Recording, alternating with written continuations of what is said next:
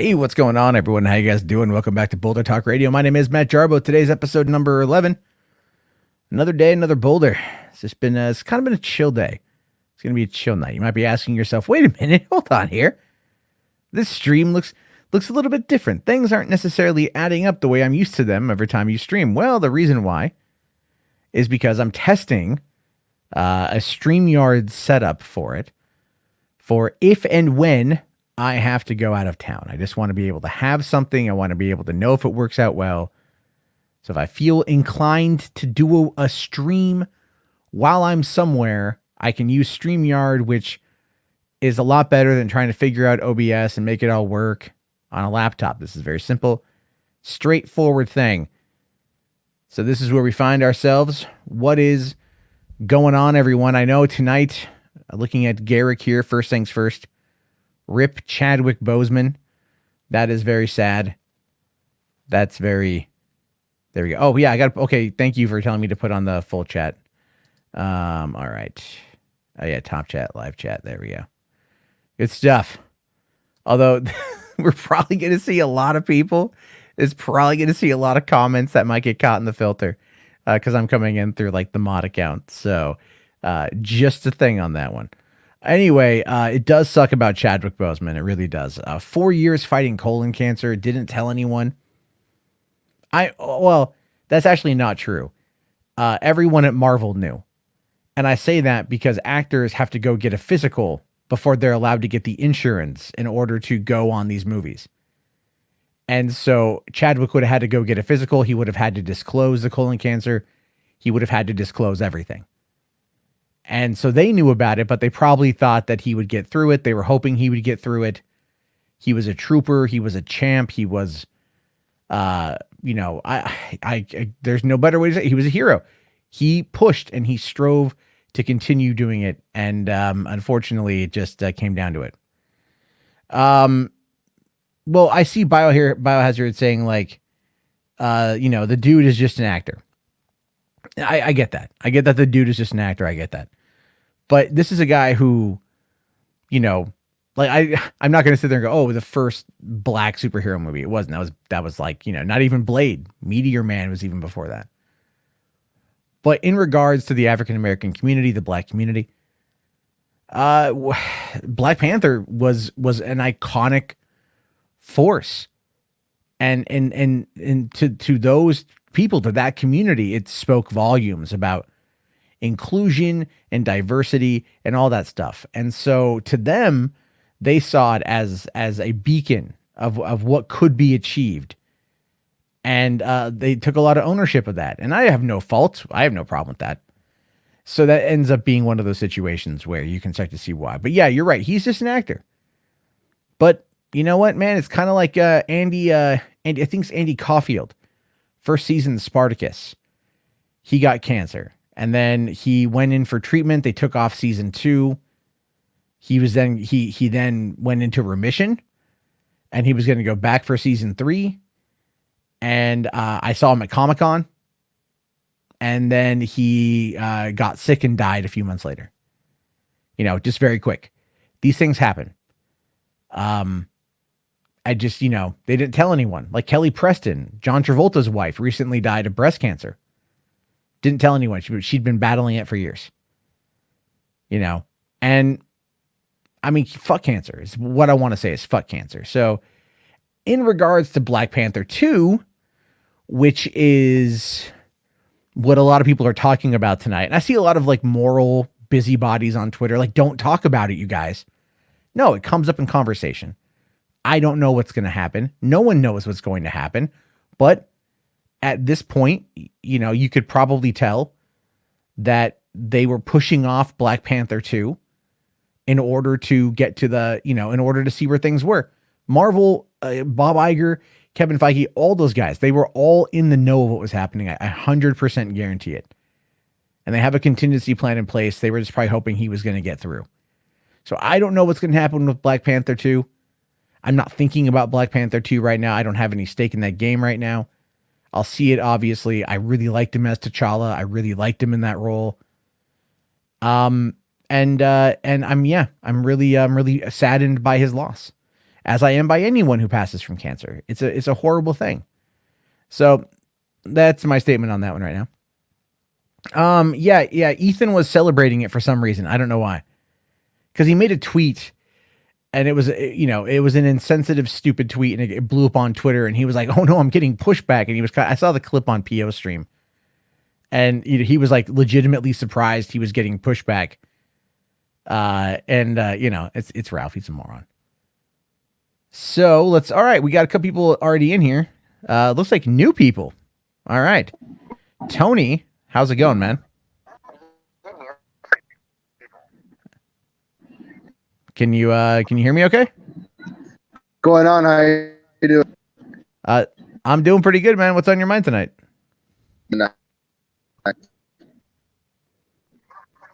You're kind of breaking up a little bit. I just wanted to talk. Oh yeah.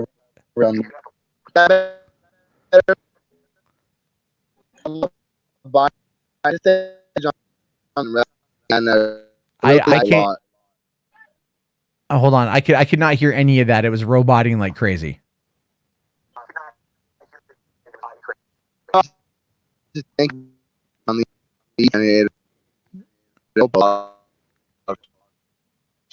Okay, yeah, it's still roboting.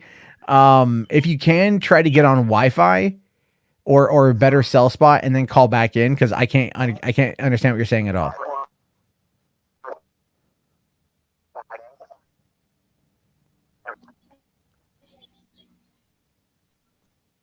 Okay, sorry about that. Sorry, Tony, dude. It's just, we can understand you. If StreamYard, sometimes if you're mobile, try using Google Chrome. It's better, and then just maybe another app or something. Just try that one. All right, Justin, are you here? Yes, I am, and I am not in the mountains of West Virginia. So hopefully you'll be able to hear me a little better. I can hear you, but now I just want to sing "Country Road, Take Me Home to the Place," and then I'm thinking like Fallout 76, and then I'm like, "Where the hell's my copy?" And I'm like, I have no idea, and I think that's for the best. Hey, seriously, before we get started on anything, like the like what just keeps ringing in my head is like, for athletes and actors and all this shit, it's like, don't you have HIPAA protection too? Like, why can't you do your job and say fuck you to the rest of the world as far as what your medical conditions are? Like, why is it that as soon as somebody goes down in a football game, we have to know that, oh, it's a torn patella? You know what I mean? Like, that's not for the world to know. It's the most protected information. Yeah. Minus like something that needs a security clearance. And then we're just throwing the shit around like it's okay, here it is. Here, oh, it's news. I don't get that. Well, okay, so here, when it comes to celebrities, right? In the grand scheme of things, and I'm not saying this because I believe it, but I think society does. They're considered better than us, right? There are heroes, there are champions, they're the people that we look up to. So if they get injured, people need to know what it is, because then people need to be able to deal with it. It's a weird thing, but it's like we inherently are voyeuristic creatures, right? Like you, me, everyone, we like to know what other people are up to, even if it doesn't benefit us by any feasible means. Like, for example, let's say, for example, right now, if my neighbors were having sex, I don't need to know that information. I don't even really want to know that information. But if they presented me with that information, I'd be like, okay, now I'm aware of what's happening across the street. Not that it means anything to me. Doesn't mean a goddamn thing. Not going to alter my life at all. But now I have that knowledge in my head. And it's like, if I need to judge something, it's like, well, what might they be doing at 10:41 p.m. on a Friday night? They fucking. But hear me out on this. Like, because we don't know what it is to be a celebrity, but does a celebrity like just waive his rights to his medical private disclosure to the rest of the world? No, but I mean, that's why they didn't, like, the thing is though, man, it's like celebrities are viewed as like modern gods, essentially, Well, right? I get but so how they're viewed. Like I view them the same way that the rest of the world does, but you know, they are still afforded the same medical protections that me and you are. yeah, and they have those medical protections until either they release that information or, in some cases, unfortunately, it's leaked. But it's like the thing is, though, a lot of people don't want to talk about this kind of stuff because, like, they don't want to be treated any differently. Imagine if Chadwick Boseman, think about it, he got diagnosed like back in 2016 after they had got done filming, Civil War, and then he was going on to go do his own, to go on to go do Black Panther and then to go do Infinity War and Endgame. So, and then he did a couple other movies in between then. So he didn't tell anyone he had this for years. And he fought it and he fought it and he fought it. And he was just like, you could tell this guy was like, I read it. There was an interview with him in a Huffington Post. And there was a snippet I read tonight where the guy had said, like, it's like, oh, how tired are you from doing these movies? And he's like, you have no idea. And one day I'll tell you about it if I'm still alive to do so. And I'm paraphrasing, but it's like, this is when he had the diagnosis of colon cancer, and he was trying to keep a happy face on. He didn't want anyone to treat him any differently, and people would have. They would have been like kid gloves. Okay, Chadwick, we're going to do this for you. They wouldn't let him live his life. So, Right. and I think the reason why it's because it's so shocking, it's so sudden. Like, I tweeted out a selfie. I thought I took a nice selfie today, and I was out with my kids having a good time, and I posted it. It's like, today was a pretty good day. And I was getting DMs from people that were like, just take it down. You should take that down right now. This isn't a good look. And I'm like, what are you talking? Like, I mean, what? I go out, I have a good day, and I'm meant to, like, I can't say anything about it on Twitter, like, because Chadwick Boseman died? Let me ask you this though, because my wife and I, like, neither one of us had a clue until today. Like, was there any inkling that he was sick before? No one knew. No one Okay. outside of his immediate family knew. All right. Well, at least he, had that privacy afforded to him if that's what he chose to do, Yeah. And I agree. I absolutely agree. He had that privacy afforded to him. And a lot of people don't get that. And, he went out, he went out, if you think about it, on his own merits, on his own accord. Right. And I respect that. I do respect that. I think that he was a good actor, and I thought he brought a lot to the franchise, and I'm very bummed that, he hit stage 4 and there was no coming back. And what he chose to keep it to himself and spend time with his family, and that's all we can really ask for. But it's like every time there's a celebrity death like this, like Kobe Bryant earlier this year, Right. it's like that. It's that reminder that you don't know how much time you have. You don't know how much time you're gonna have left. So it's like, after I found out that he died, I actually ended up, like, I was putting my kid to bed, and I just kind of like I just kind of held her for like an extra minute. Like, I was reading her a book, this llama red pajama book that she likes, and I gave her an extra hug, just so I could have that moment, and then she won't remember the moment, but I just wanted her to know that Daddy's here and Daddy loves you. Right. And 'Cause and if this year specifically has taught us anything, not only is it that you don't know when your time is coming. I mean, Chadwick was, I think, 43. Yeah, dude, he's only a couple years older than. Right. Okay, Kobe, one of the wealthiest to ever play the game. Chadwick on an infinite rise in Hollywood. All that means is that if it is your time, there's no amount of money that you can beat death back with. Like it's Magic Johnson. Well, yeah, maybe other than Magic Johnson. I was gonna just say Magic Johnson. I was just gonna say Magic Johnson. That $150,000 liquefied and put into your bloodstream, that saved Magic Johnson. But how is Magic Johnson still alive? I don't say that to be to be mean, but it's like this dude is damn near 60 and probably still the strongest man in any gym he ever walks into. Yeah, well, because once he walks in, the whole place clears out. Oh shit. Oh, Well, that was you. that wasn't wasn't me. that was not a racist joke. I was referring to the No, AIDS. it has nothing to do with But race. but the thing is, nowadays there's a whole bunch of medication that can contain all that. And I love Magic Johnson. Like I remember being a big, because my name, Matt Jarbo, Magic Johnson, I was like, oh, the initials, right? From back in the day and shit. And like when he got diagnosed with HIV, I was a kid. I didn't know what it meant. But like everyone treated it like it was this terrible, horrible thing and that he's dead. Everyone kept treating him like he's dead. Yeah. And then here it is, like almost 30 years later, and Magic Johnson is still, his pimp game is strong. You know what I mean? And I'm like very happy for that. Like I love Magic Johnson. So it's like I still like seeing the dude talk whenever I can. So yeah, it's I get all that. Like the thing is, unfortunately, cancer doesn't work on that fucking timetable. Ooh, I'll give you some juice on this. How old are you? I'm 38. Okay, you're around this time then.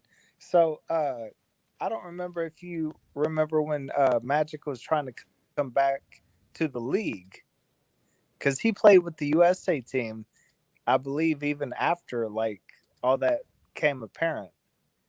But then he tried to come back to the league, and like a lot of the players had a problem with it. You remember that? Vaguely. I vaguely Okay. remember it. Yeah, so- I'd have to go back and really look. I'm not as big into NBA as I was when I was playing basketball as a child. I was I was an active child, even though I turned into a portly teenager and a rotund adult. But I was an active child. I did 3 years of baseball, 3 years of basketball, and scouts right in the middle of it all. So I was very active. Well, there you go. I'm sorry if of whoever might have done anything to you and the Boy Scouts, but No no. one ever did anything to me in scouts. It was the cruelty of elementary children. That's what made me just a massive cynic. I'm playing, dude. But here's your juicy. All right, here's the goss. Okay. Fact for the night is that Magic he announced his HIV hit and retired immediately, and then he decided he was going to come back.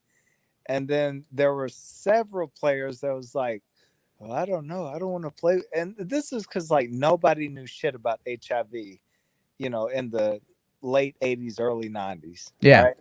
And one player in particular, Karl Malone, was like the most boisterous against Magic Johnson. He's like, I don't want to play against him. I don't want to. Right. He said that like he would not play. Like he would just sit out of a game against Magic Johnson, right? That's terrible. That's terrible. Well, if you know anything about Karl Malone, well, not that you don't, but the kind of deep web shit about Karl Malone is that he is the father to a 13-year-old mother.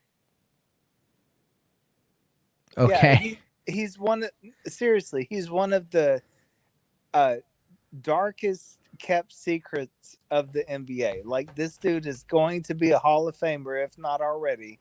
And he impregnated a 13-year-old when he was like 20 years old. And wow. The only reason nobody pressed charges is because he's Karl Malone at 20 years old, and it looks very promising that we could just ride this cash cow until for the next 15 20 years, and that's what they did. Nobody pressed charges. 20 years old, 13. I'm looking at that right now. I had no idea.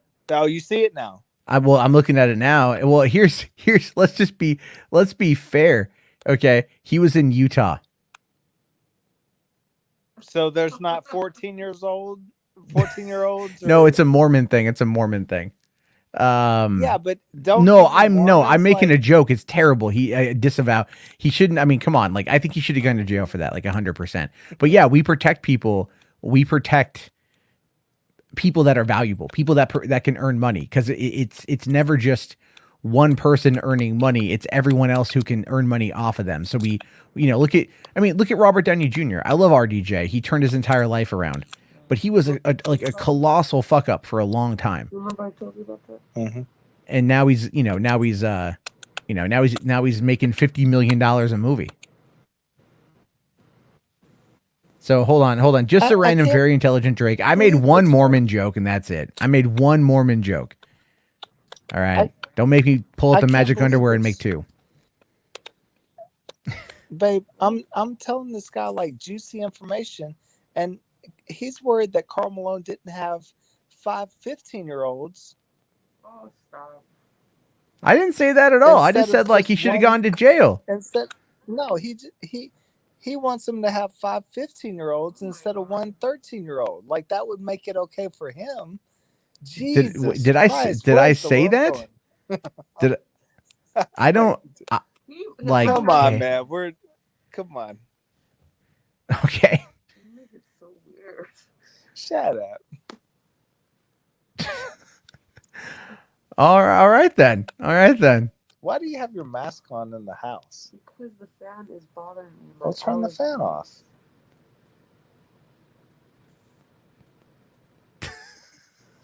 Jeez. All right. Well, hey man, I've had way too much of your time. Thank you. No, I appreciate you coming on. Right, but hey, moral of the story: Karl Malone, asshole. Yeah, Michael no, Jordan, totally, completely. Michael Jordan, goat. Michael's I love Michael. I always have, always will. All right, Justin, thank you very much for coming on. All right, take care. All right, wear your mask, buddy. Have a good one. Okay, that was a little bit. That was a bit on the awkward side. I was like, "What's going on here?" But hey, wearing a mask inside, you know, that apparently COVID can now like seep from one toilet to another. I don't fucking know. All right, Biohazard Fallout. What's going on, man? Hey, how's it going, Matt? It's going okay. I'm just trying out doing StreamYard instead of OBS tonight. Kind of digging it a bit more, just because that way I can have more going on and it's not that terrible. But anyway, what's on your mind, dude? How you doing? So I just, I watched, Donut Operator.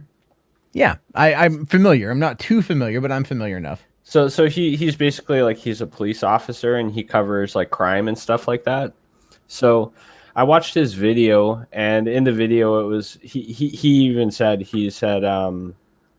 Kyle, him being underage and having an assault rifle in the state of Wisconsin is illegal.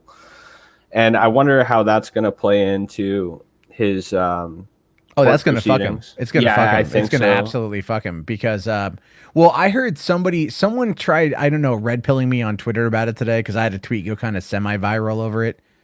And because I called him the Kenosha Killer.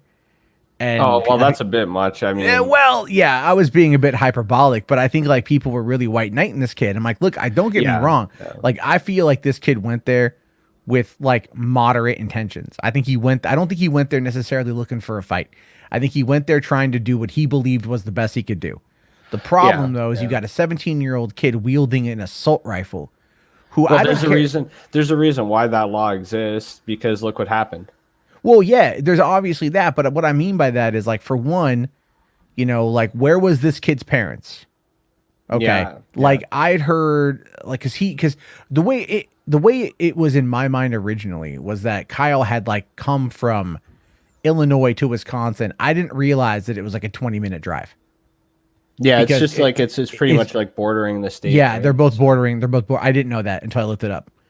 And I'm like, okay, that changes a few things in regards to like knowledge of the area. Because the way I kind of viewed it was like he's coming in from like a couple 100 miles away, no knowledge of the area, no knowledge of the community or the circumstances, and he's like just doing this thing. Well, no, I think he was, because there was photos of him in the daytime like cleaning up graffiti and shit.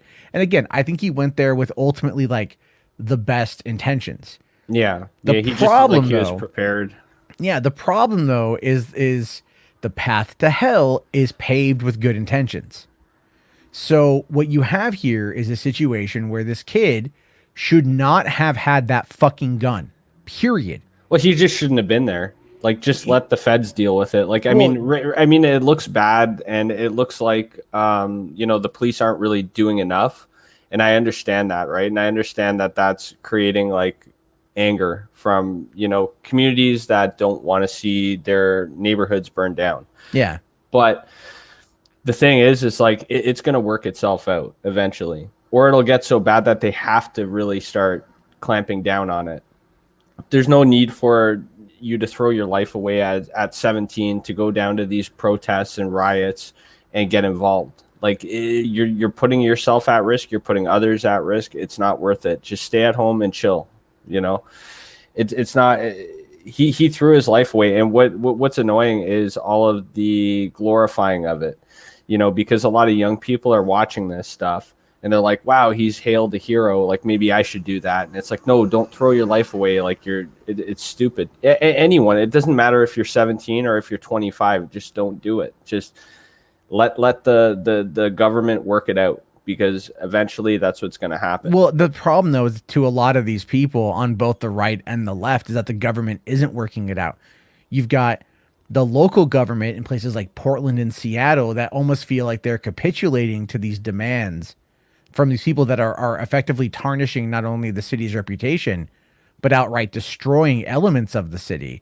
And then you've got these far right provocateurs that come in, and also like the federal government coming in, which what we saw in Portland with those guys coming in and like grabbing at protesters. Like, again, the optics on that are pure shit. The optics on both sides are pure shit. And there's massive confusion. There is look, at this point, like it's going to boil down to the governors are just going to fucking call in the goddamn National Guard anytime one of these things flares up.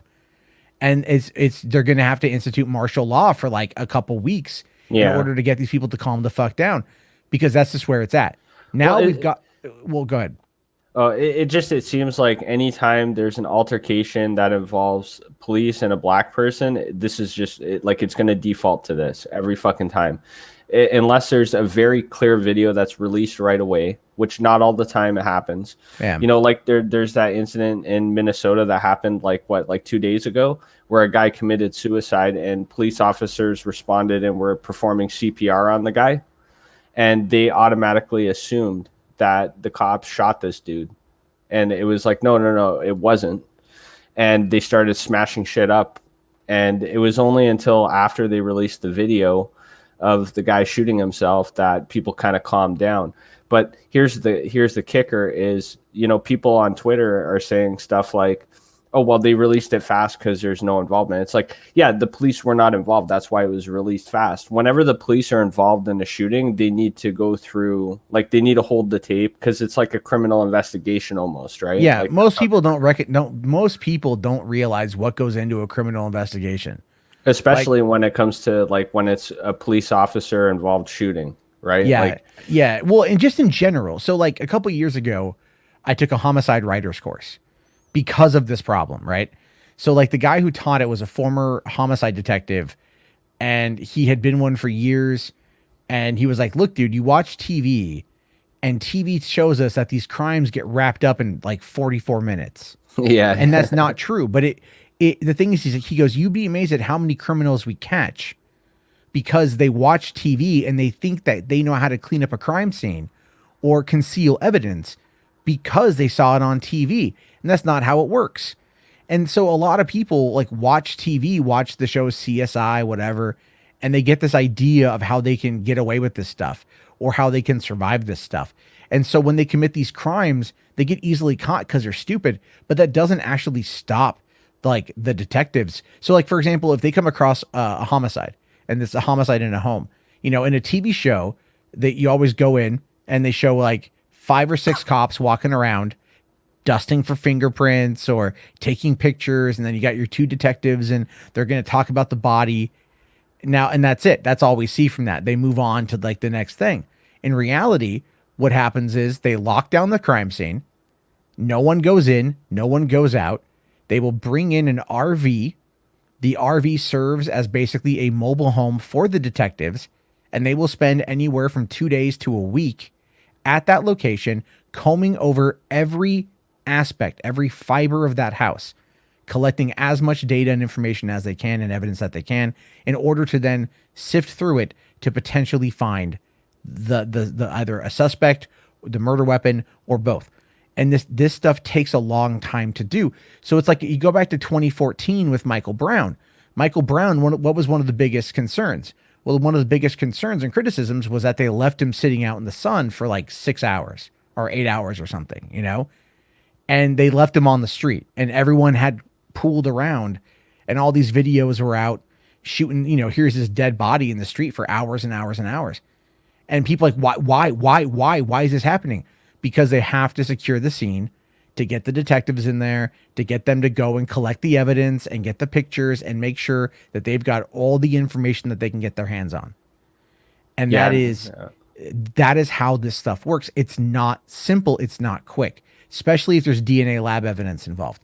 If there's like stuff that has to go to the lab, it's not like, oh, let me just run it through this thing and it will be done in 2 seconds. Yeah, exactly. Like, so, it's for sure. It's definitely a long drawn out process. Like, a good show that I like to watch is called The First 48. Okay. I've heard of it. I haven't seen it. So like, it's a lot of like detective work, and it usually involves like murder cases and violent crimes. And it's like the concept of the show is like, after 48 hours, if they don't find a suspect, the chances of them actually solving the case like drop increasingly, like by a lot, right? So you have to act quick. But even like if you do find the suspect, it's not wrapped up in 2 days. Like, it could be weeks, months. It could even be years, even if they have the suspect, because they don't have enough evidence to push a charge against them, right? Yeah. Well, in the case of Kyle Rittenhouse, there was a thing I saw today that had said that more or less Kyle talked. Part of the reason why he was charged with the charges he was charged with was because he talked to the cops. Probably. And he told, and no, because he did. They even say that in there, like it was against his, like, what's it called? His penal interest. That's what I had to Google what it was earlier. I'm like, what's a penal interest? What is this? I have no idea. Like, what, but no, he basically provided the police, the detectives, or whoever's taking the report, with enough data that was against penal interests, meaning against him. Yeah. This is again, the thing is like, people on Twitter, they're not cops. I'm not a cop. I'm not a lawyer. I'm not a forensic expert. I'm an asshole with an opinion like everybody else. My knowledge of how some of these things work go based off some training that I've taken, but it's still nowhere near as complex as other people, obviously. But this kid, I think this kid was scared, and I think this kid realized he fucked up. And I think this kid, and I call him a kid because he's a fucking kid. All right. Like, I'm tired of people that are trying to argue that a 17-year-old is an adult. He's not. He's a minor. He's underage. He's a kid. And he fucked up bad. And you know what I mean? Like, he fucked up real bad. Yeah, big time. I mean, like, I remember when I was 17, man, like I wouldn't get involved in heavy shit like that. I mean, and the worst thing is, like, yeah, he shouldn't have talked. He shouldn't have said anything. He should have just got a lawyer and whatnot. Because, he wanted to be a cop. Yeah, he wanted to be a cop. Thought he was cool with them, and like, hey, I was, because the sad part is like every incident that happened, like every shooting that happened that night was a case, in my opinion, of self-defense. I don't think that, I think there was self-defense at play. Yeah, I'm not trying to argue. I'm never trying to argue against that. I don't think this kid in cold blood killed anyone. All right. But my argument is always going to go back to, he should not have had the gun. Yeah. He shouldn't have been there. Well, like, if he wanted to be there in the daytime, like going out and cleaning graffiti and picking up trash, like, dude, that's fine. That's doing community service. You ain't going to hear me say boo about that. Right. You're not gonna say shit. But after hours, after dark, we all know what happens. We watch it happen on the news. We watch it happen on social media. This kid should have gone home. And I just, again, where the fuck was his parents? Yeah. I mean, I wouldn't go out to these types of protests because, like, it's essentially about race, right? Like, so you never know, man. Like, if you're a white person and you're walking down, you never know if, like, people want to jump you just because you're white. Like, it's a race riot almost. Like, that's what the issue is. So if you're a white person and you're by yourself, it's like, you don't want to be there, like, people might fuck with you. And BLM too is getting pissed off at the Antifa people. So wait until they start fighting. Antifa and BLM have opposite opinions on a lot of things. They just have a common goal. Yeah, there's a common goal. So it's like when Trump got elected, there was 7 days of protests in Portland, Oregon, right? 7 days of not my president protests. On the 5th night, my girlfriend and I decided to go down there. And so we went down and we took the trolley or the subway into town. And because of the protests, like they basically were like, yeah, we're dropping you off like at the top part of Portland. You have to walk the fuck in. Like we're not going through town. Because there had been shootings, there had been lootings, there had been other stuff. So we go down there and I've got my iPhone, right? I've got my iPhone and I'm like, yeah, I'm going to record some stuff, you know? I'm going to be a citizen journalist. And like, fuck that shit, dude. Like we get down there, it's mostly teenagers, but like I was legitimately concerned that people were going to recognize me because that was back during like the more hardcore anti-SJW days. Oh, okay. So like I thought I might get recognized, you know, and then like whatever. But what I really noticed was that there was a lot of teenagers that were there. And because I think this was a Saturday night. Well, it's a young person's game. I don't notice too many people that are like older than 30 that attend this kind of shit. It's mostly young people. And then there's a couple old people that kind of, I guess, spearhead it or lead. Well, and then, but the thing is all the teenagers were out and eventually cops started deploying flashbangs. And then all the teenagers, what they would do is it was like a really fucked up game of peekaboo. Right. So it's like the teenagers would get flashbanged and they'd go like, ah, and they'd run around the corner, right? Or they'd run around the block and then they'd circle back and they'd wait for another flashbang to go off and they'd go, ah, and they just kept doing that. Yeah. And after a while, I just kind of went like, you know, like this is kind of dumb. This is kind of stupid. And this is just a waste of taxpayer dollars. Oh, for sure. But I did talk to someone the other day when I was out. I met a woman who went to CHOP. She went up twice from the town I live in, which is about 60 miles south. And I was like, so you went to CHOP, right? Or Chaz, whatever it's called. And she's like, yeah, I took my kids. And I'm like, she's like super hardcore lefty, right? Yeah. And I'm like, well, you'd have to be. Yeah. And I'm like, oh, okay. Like, how was it? She's like, it was chill. In the daytime, it was chill. I'm like, oh, did you stay at night? She's like, no, I know that shit gets crazy. I took the kids. We got the hell out. You know, like we got the hell out, but it's like in the daytime, it was all chill. And that's the thing. At nighttime is when the provocateurs come into play because the provocateurs, they can get away with shit because they have the cover of night. They're able to cover their faces and they are able to more or less cause damage without any repercussion. So, you know, that's why they come on out. And we saw this with like, again, Michael Brown back in 2014. So many people came in from outside of Ferguson that were there just to cause shit. And then you had the police over respond with all those like military grade weaponry that just made for really terrible optics on the whole situation. And here it is 6 years later. And a grand jury just came back a few weeks ago about whether or not they were going to charge Officer Darren Wilson with murder over the Michael Brown shooting. And guess what their investigation determined? No, that it was a justified self-defense shooting. Yeah, they got to drag it out a long time if they want to get the cop off. Yeah, 6 years. It's like with this George Floyd incident, like I don't see this guy getting away with it. But what they might do is they might like drag it out and drag it out and drag it out until everyone forgets about it, and then they'll let him off. You know what I mean? Yeah, because that's what they tend to do. Because you know, people like to say, "Oh, justice is blind." It's like not during political turmoil and issuis like this. Not during an election year. Yeah, it's not. You know, it's look. At the end of the day, like the whole, Jacob Black should be alive. You know, he should have been. I don't think I think they should have used non-lethal. I watched the video. If he had a weapon, I couldn't see it. Then again, it was grainy. But there was more cops. As he was walking away, they should have tackled him, is the way I view it. It's at that point, if they're making a lawful order, like he needs to stop moving and he doesn't, you tackle him or you tase him or something.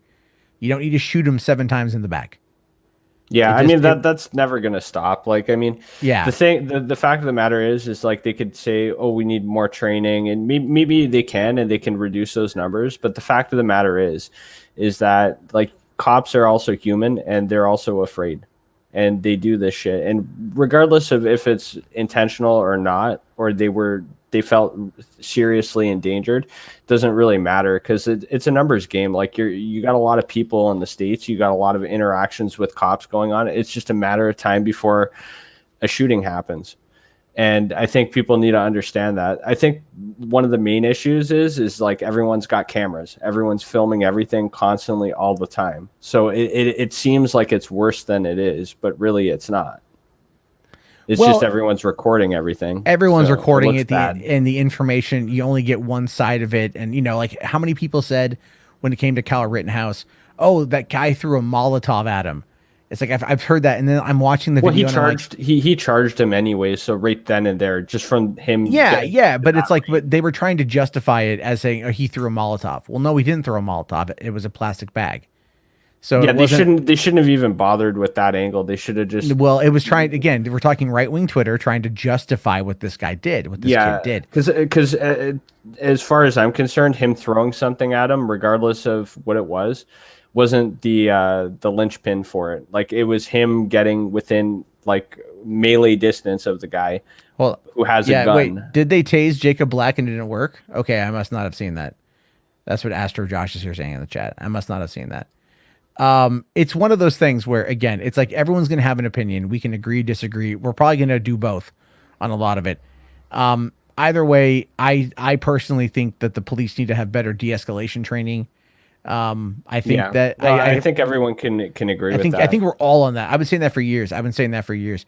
But I did say once, same thing you had similarly said about police being human, right? I've learned that in certain sections of YouTube, you can't say that police are human and they might make mistakes because, people get real mad at you about that. There's a video, I think from a guy called Some Guy 827 or something. And he's just like, I think it was just called Fuck You Mundane Matt. And like, that's all it was about, was yelling at me about saying that maybe cops are human and sometimes they might have a bad day, I'm not glorifying it or excusing it. I'm saying like context matters, the situation matters, but the problem with our society is everything gets absolutely just amplified. And then, we all get kind of, it gets fucking bad. But anyway, man, I'm going to let you go. I got more people that I want to get to, and I'm going to keep this thing short. I did a 3-hour stream the other night. Yeah, that was a good stream. I was fun stream. It fucking wiped me out though.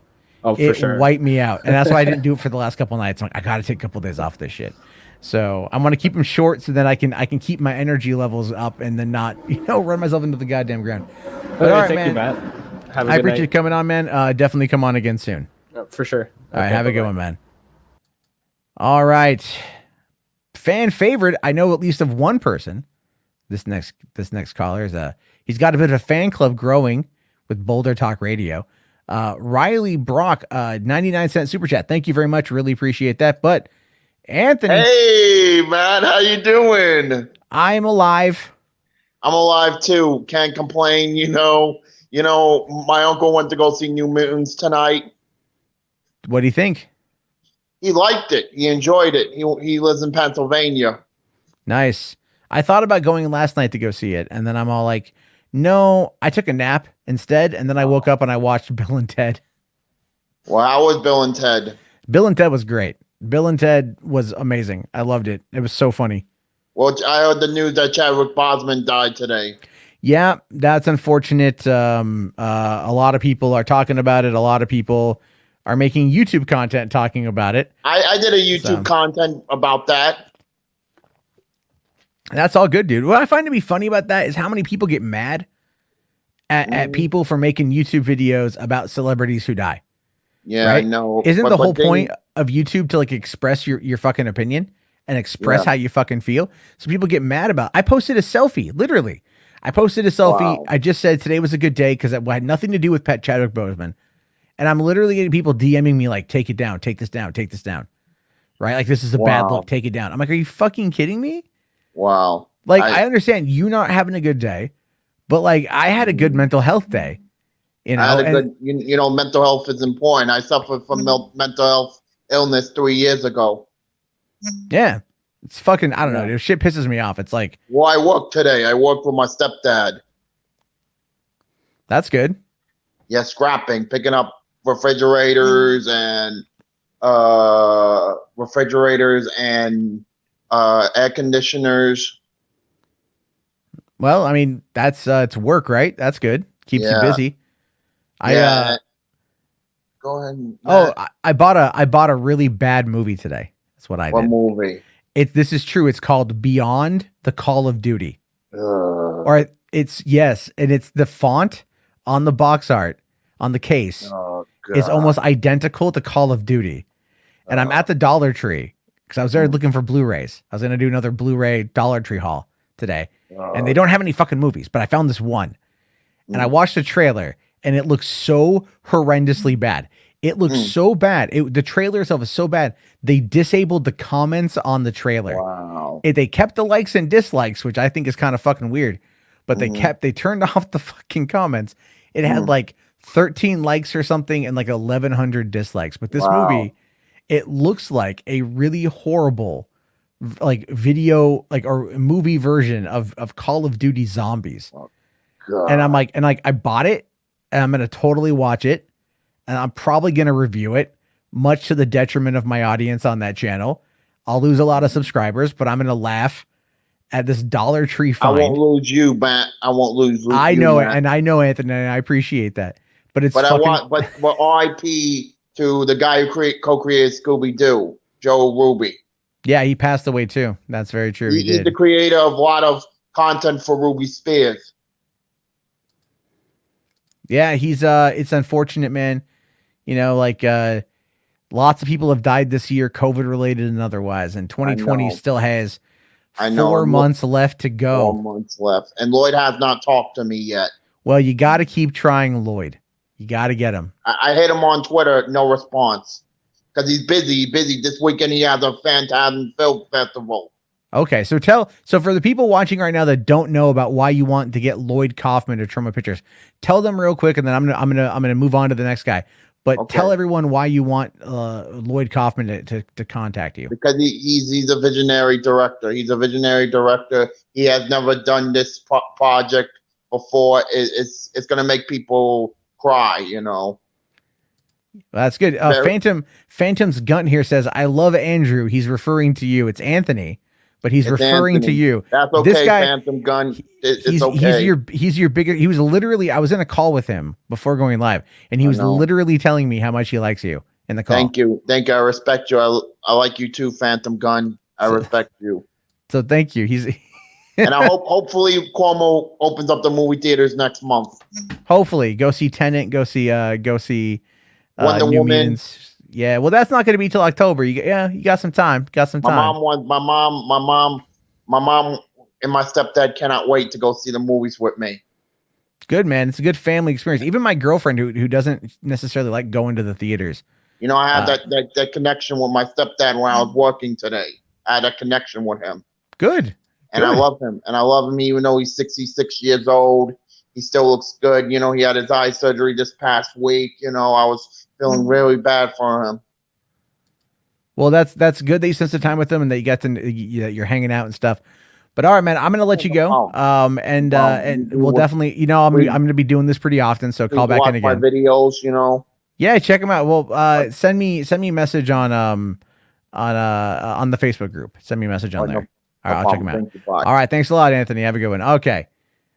John here says Bill and Ted is awesome. It was very awesome. Really liked it.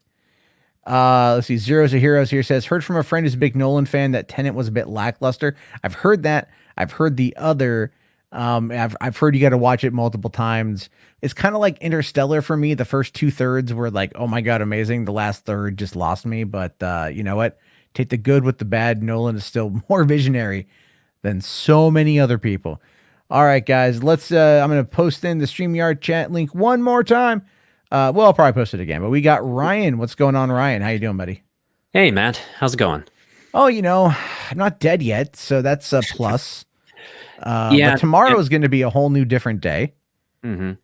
Yeah, 2020 has been a real punch in the gut. But yeah, it has. I felt really bad when I got the message that Chadwick Boseman had died.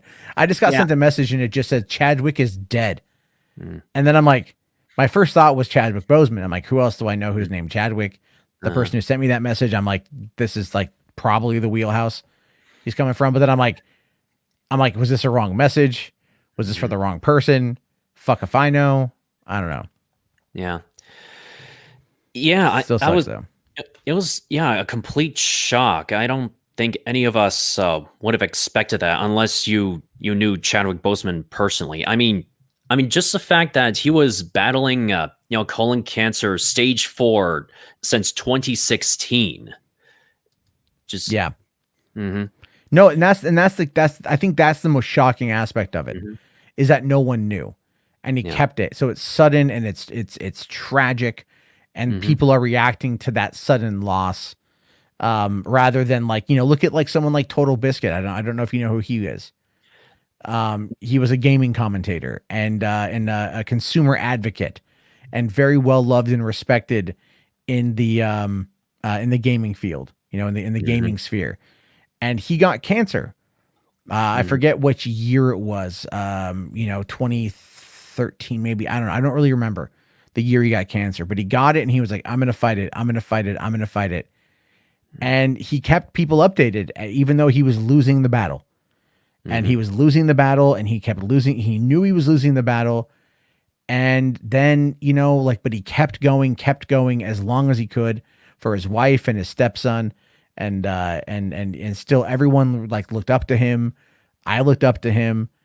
And then he died in mid 2017. He passed away, and that left this massive hole, this gaping hole in the gaming community here on the internet, of people that really, whether you liked him or didn't like him, people respected him. And then he's gone, and you knew it was coming. But it doesn't change the fact that then there's that hole that will never be replaced, that will never be filled. And I know Boseman is not, I don't know, a lot of people loved him, people, in the black community, because of Black Panther, because of everything else. They're going to feel the same way. They're going to have this hole that is now it's just been taken out of them, and they have to process that and move on. And that's unfortunate. So it's it just really makes you question your own morality or mortality every time something like this happens. It's just, it's fucking tragic. Sorry. Yeah. And, and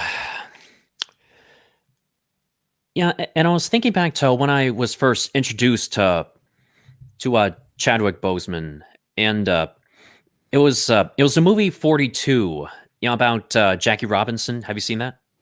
No, I haven't, but I know of it. Yeah, it came around when I was still in college at that time, and I heard a lot of good things about it. I heard Harrison Ford was great, so I watched it, and it was really enjoyable. And of course, just looking at Jackie Robinson and how he acted, I thought to myself, who is this person? I looked up Chadwick Boseman. Oh, cool. Well, I better pay attention to him.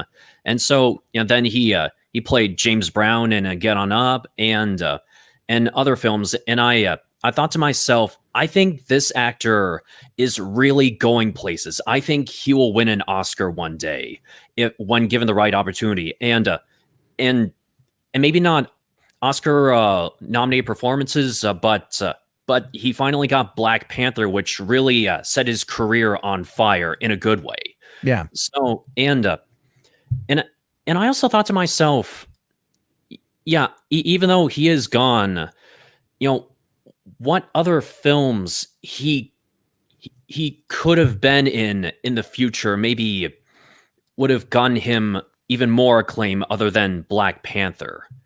So that was just kind of what I was thinking. Just actors that are no longer with us, but having this what if questions of what kind of roles would they have that would have given them more acclaim. Like for example, Chris Farley playing what was his name? Archie Arbuckle or Fatty Arbuckle? Fatty Arbuckle, thank you. Yeah. And maybe Heath Ledger in other roles after the Joker, seeing where his career would have been. But yeah, anyway, that was just what was on my mind today. Well, no, and that's on a lot of people's minds. It's like when these things happen, we think back to people who died actors, celebrities, whatever, who died, that impacted us in certain ways. Mhm. You know, like I really liked him as Black Panther. I did see Pyro's comment here saying it's not tragic. He should have never applied for the role of Black Panther if he knew he had cancer and there's a chance he was going to die from it. Except the thing is, Pyro, he got the role of Black Panther, I want to say at the end of 2014 or early 2015. They had already started shooting Civil War in 2015. He was diagnosed in 2016. And, you know, at the time, they probably said, you could beat this. And so he'd already gone and done it. So it wasn't, he didn't audition for the role knowing he had cancer. He got diagnosed after he had already been cast and they'd already filmed the first movie. So there's that. Let's see here. I see Noah says he wants to jump on. Well, there's the link to jump in. We'll go through some people. Okay. So, yeah, anyway, I'm gonna let you go, Ryan, because I'm gonna jump on to the next one just to kind of keep things moving. Okay. And I appreciate you calling on in, buddy. I always appreciate that. And we'll definitely, I'm gonna get ready to do some more 3 Buck Theater stuff, like with Hollywood After Dark Trailer Park. So 480 pieced it. We'll have fun on that one. So all right, man. Thank you again. We'll talk soon. Have yourself a good one, man. You too. Thank you. All right. Good. Yeah, it's on everyone's mind tonight, 100%. Let's see, Kevin the Collector. What's on your mind, dude? What's up, Matt? It's me again. Talk about New Mutants. I watched it Thursday night, and it was a really good watch. Like, I've been watching reviews. I've been waiting for your review. I mean, everyone's been positive about the movie. I mean, as a whole, the reason why it was even been delayed was because of Fox and Marvel. They didn't know how to market the movie. But, I mean, it was fine. I mean, it was a really good watch. I'm probably going to go watch Bill and Ted maybe tomorrow or whenever.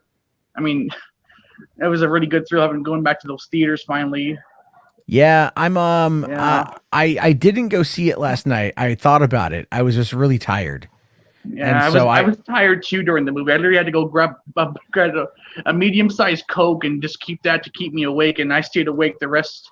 I was up actually at 4 a.m. when I got you. I watched your review of Bill and Ted, and it got me thinking about it being a feel-good movie, and I gotta agree with that. I mean, I'm in a feel-good mood right now. I've actually been working on a movie about police brutality and violence. It's called When the Chips Are Down, and I'm basing up all the stuff I'm seeing about like with the protests. And I'm hoping to make the movie either sometime late this year or early next year. My plot basically is to make sure that people watch it and that they use this as a vehicle to be peaceful with protests.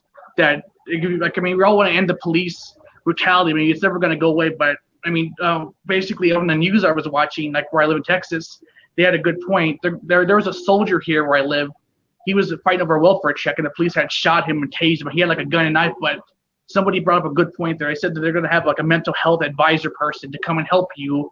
So say like if I'm ever having like just a really bad day and the cops show up and they start like threatening me or just putting like a lot of like stress on me, then I'll call somebody in that has a degree with that to help calm the situation down. That's what part of my movie basically is going to be about. It's about a character who's just going into downtown. This cop wants him dead. He didn't do anything wrong to the character, but this cop wants him dead. And it's the aftermath of that, basically. I'm still writing it, but I'm going to probably put some local people where I live in the movie to get it made. Well, I mean, like, I wish you luck on that one. It's a tough subject right now. And, with social distancing and COVID, I mean, it's getting a movie made is going to be a bit on the tough side. Yeah. But I definitely think, if you want to make it, go out and make it, dude. Tell stories. Right now, we need that more than ever. So that's what I've been thinking about. Cause good. Like with most people, like with directors, like most of like Michael Bay, they don't really. I mean, they get like more money than we'll ever get in our lifetime. I mean, like there's a quote from Robert Rodriguez from one of his books that I've been looking at from the Angry Game there. He says, "Go for the throat. Do what Hollywood could never do with their movie.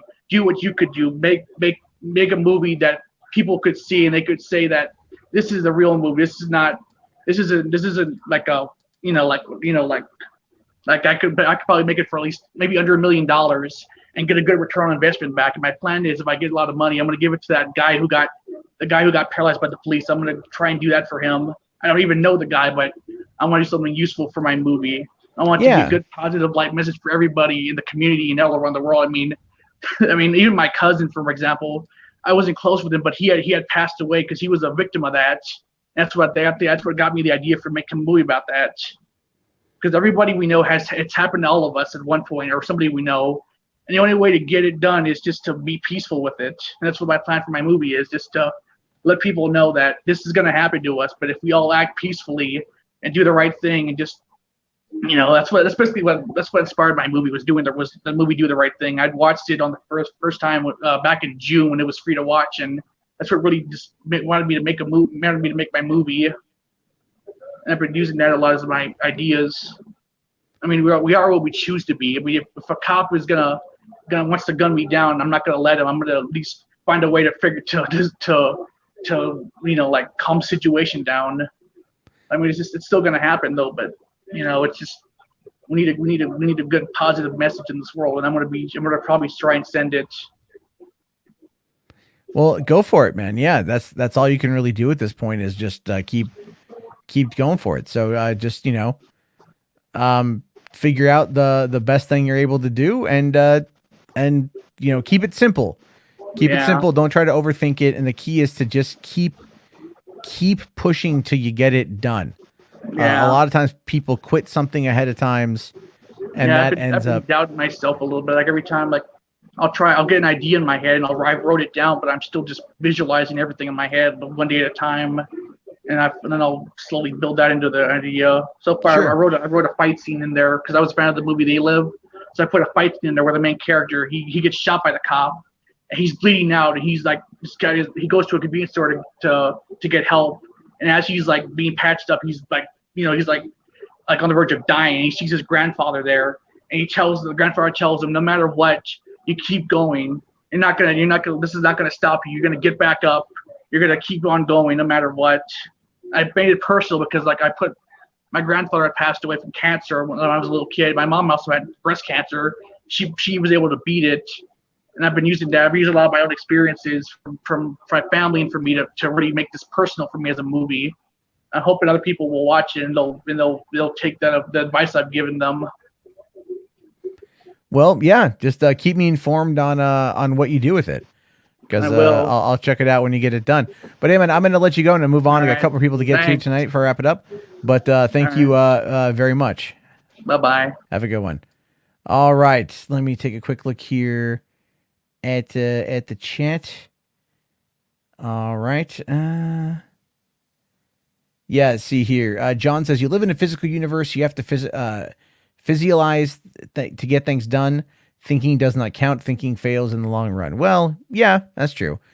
Okay, let's go. YouTube made great again. What's going on, man? Nothing. I'm playing the new Battletoads.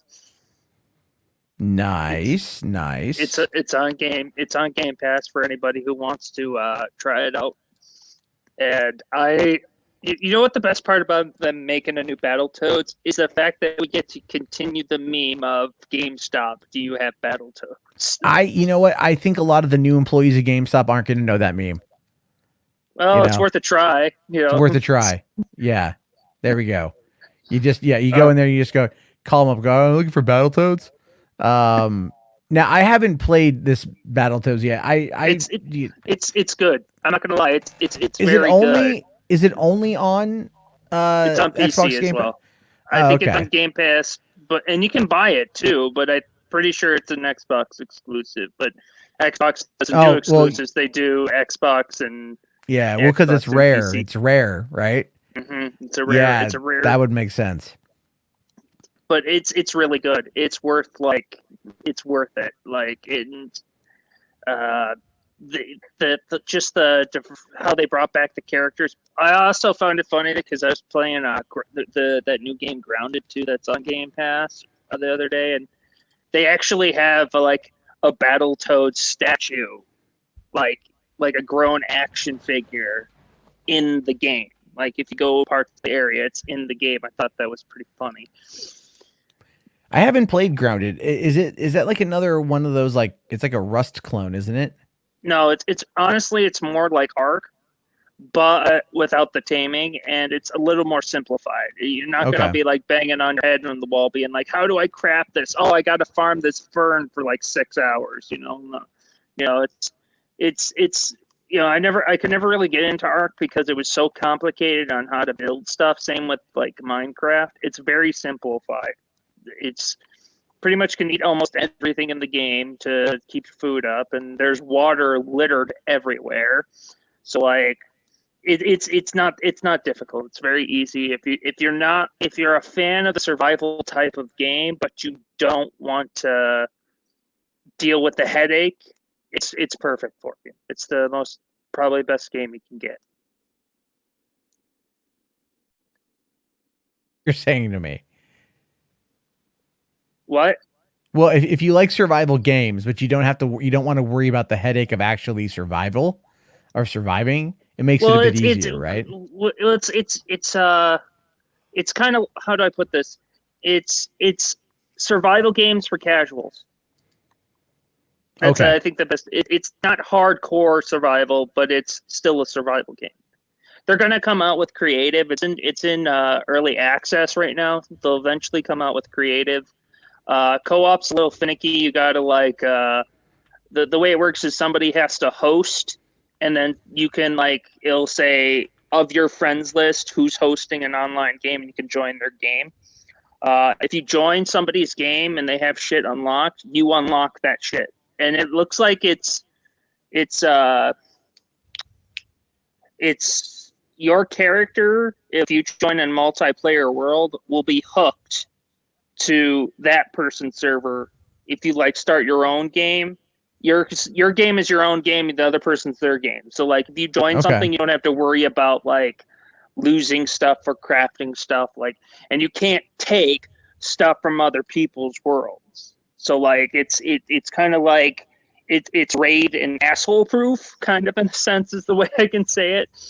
So I always thought that was cool. Well, having it be raid and asshole proof, I just kind of feel it's kind of dumb in this day and age. Not that you have to make it a complete asshole experience, but I think those kind of, when Fallout 76 had those trolls that would just get people to rage quit, I will admit I was laughing at those quite a bit. Oh no, everybody has their funny little douche moves. I had somebody join my game the other day and be a little bit of an asshole. They came in and just recycled my entire base wall. It took me 6 hours to build the base wall. It's 4 stories high, and they just destroyed the entire wall around it. Just went around the base and held the B button to recycle the entire bottom of the base, and the whole thing just crashed. So there is asshole ways. It's just, let's just say I blocked that friend after that shit happened because I was like, fuck you, dude. It took me to do that. Hold on here. PPP Sage says, Andy W and his co-hosts are still trying to use you as their punching bag. They will apparently be checking out a Wheelman video. Well, I haven't promoted those videos in forever, but I keep getting asked to make more of them. So, I don't fucking care. The thing is, they're stupid. They're they're dumb. Jesus Christ. Are they talking about the Polly the Polar Bear one? No, that shit's stupid. No, that shit's funny. No, you just don't fuck off. Fuck off. It's not don't funny. Don't be ashamed of it. It's hilarious, Matt. It's not funny. It's so stupid. It was from fucking 8 years ago. It's so dumb. There's so much better comedy to make than just making a puppet say very horrible things. Although today, I will fully admit, I was at the Dollar Tree today because I was trying to find more cheap Blu-rays. And I came across the stuffed animal section, right? Mm-hmm. And part of me wondered, I was like, am I gonna look through this and am I gonna find an old Polly the Polar Bear? Am I gonna find that puppet? Mm-hmm. Because I probably would have taken a picture and laughed my ass off at it.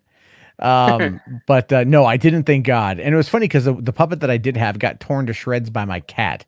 So I think my cat had the foresight back in 2012 to go, destroy this bastard. To go, you're an idiot. You need to not do this. Don't be a dipshit, Matt. You fucking moron. And then, now she's been gone a whole week. I have no idea where she's at. And so I'm definitely worried. So I'm waiting. She's done this before. I think she'll come back, but I'm just still concerned. So that part sucks. I have a cat like that. I have it's an outdoor cat. It goes out. It wants to go out. It'll go hunt and it'll be gone for 3 days and then come back when it needs water and food. Yeah, exactly. I think my cat right now, I have this like family of raccoons that are like always on my back porch, and they're not afraid of humans. It's a problem. Bering says here, Polly was a bit funny, to be fair. No, yeah, whatever, dude. You know, whatever. I think to like non-Americans, it's funnier than to Americans because, you know, like the cultural context of what I said. No, because Americans are pansies nowadays. Like you can't make any sort of joke. You can today still that make is in jokes. the slight. If you're a celebrity, you can. Frig, people are getting fired for making like little jokes nowadays. Americans like you can make jokes if you're a Dave Chappelle. You cannot make jokes if you're a me or a you. Well, no, apparently not. Like I think it's, to me personally, it's kind of like, you know, I try to like, there are jokes I want to tell that I just never tell. Right. There's jokes I'll want to make that I just never make. And I just, at this point, it's mostly because I just don't want to deal with the bullshit. And which makes me really want to like, you know, like get to a point of where, and it won't happen if I'm not being edgy, but it would be awesome if like we could all get to a point of where it's like, it literally doesn't happen. You figure you would figure 180,000 dead Americans would be more important than whether or not somebody said a particular word or a phrase or a statement or a joke. You think that would be more important. But the truth of the matter is people are fucking all turning into Karens. They're all Karens. They're pansies. They're pansies. They're just sitting at home like, I can't take the words you're saying on the internet, so I'm going to go destroy your life. I mean, listen, you know, I mean, look. I honestly think, though, if they if tomorrow the collective world said Twitter is being banned, our world would be so much better off because 90% of these Karens are coming from Twitter. There's some are coming from Facebook, but a lot of these people are from Twitter. If Twitter, like I say this today, Twitter is the plague that's causing rift between our country right now. Like it's don't get me wrong. That as I'm hitting refresh on Twitter to see what people are saying. You know what I mean? It's just it's like because Twitter, like everyone forgets that Twitter started as a shit posting site. Like it's always been a shit posting site. It is a shit. Yeah. What happened? What happened was a bunch of normies said, "Ooh, what's this new thing everybody's talking about?" And that's what ruined Twitter. Well, it's PPP Sage here says, when did Poldy come out? 2012. YouTube was a completely different place back then. Yeah, so was Twitter, so was Facebook. All the humor back then. That's why James Gunn got fired. Yeah, well, he made Twitter jokes like from like 8 years ago, and they all took it as like he was being legit.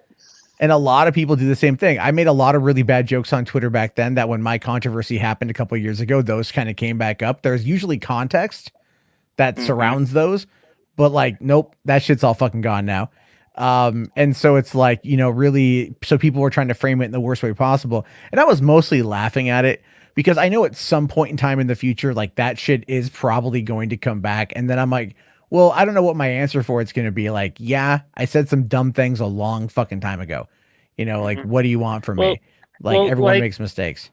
Like another person that like, I love his comedy, and I love his comedy because he gives no fucks. I love comedians that are not afraid to say to the mob, "Fuck you, I don't give a fuck."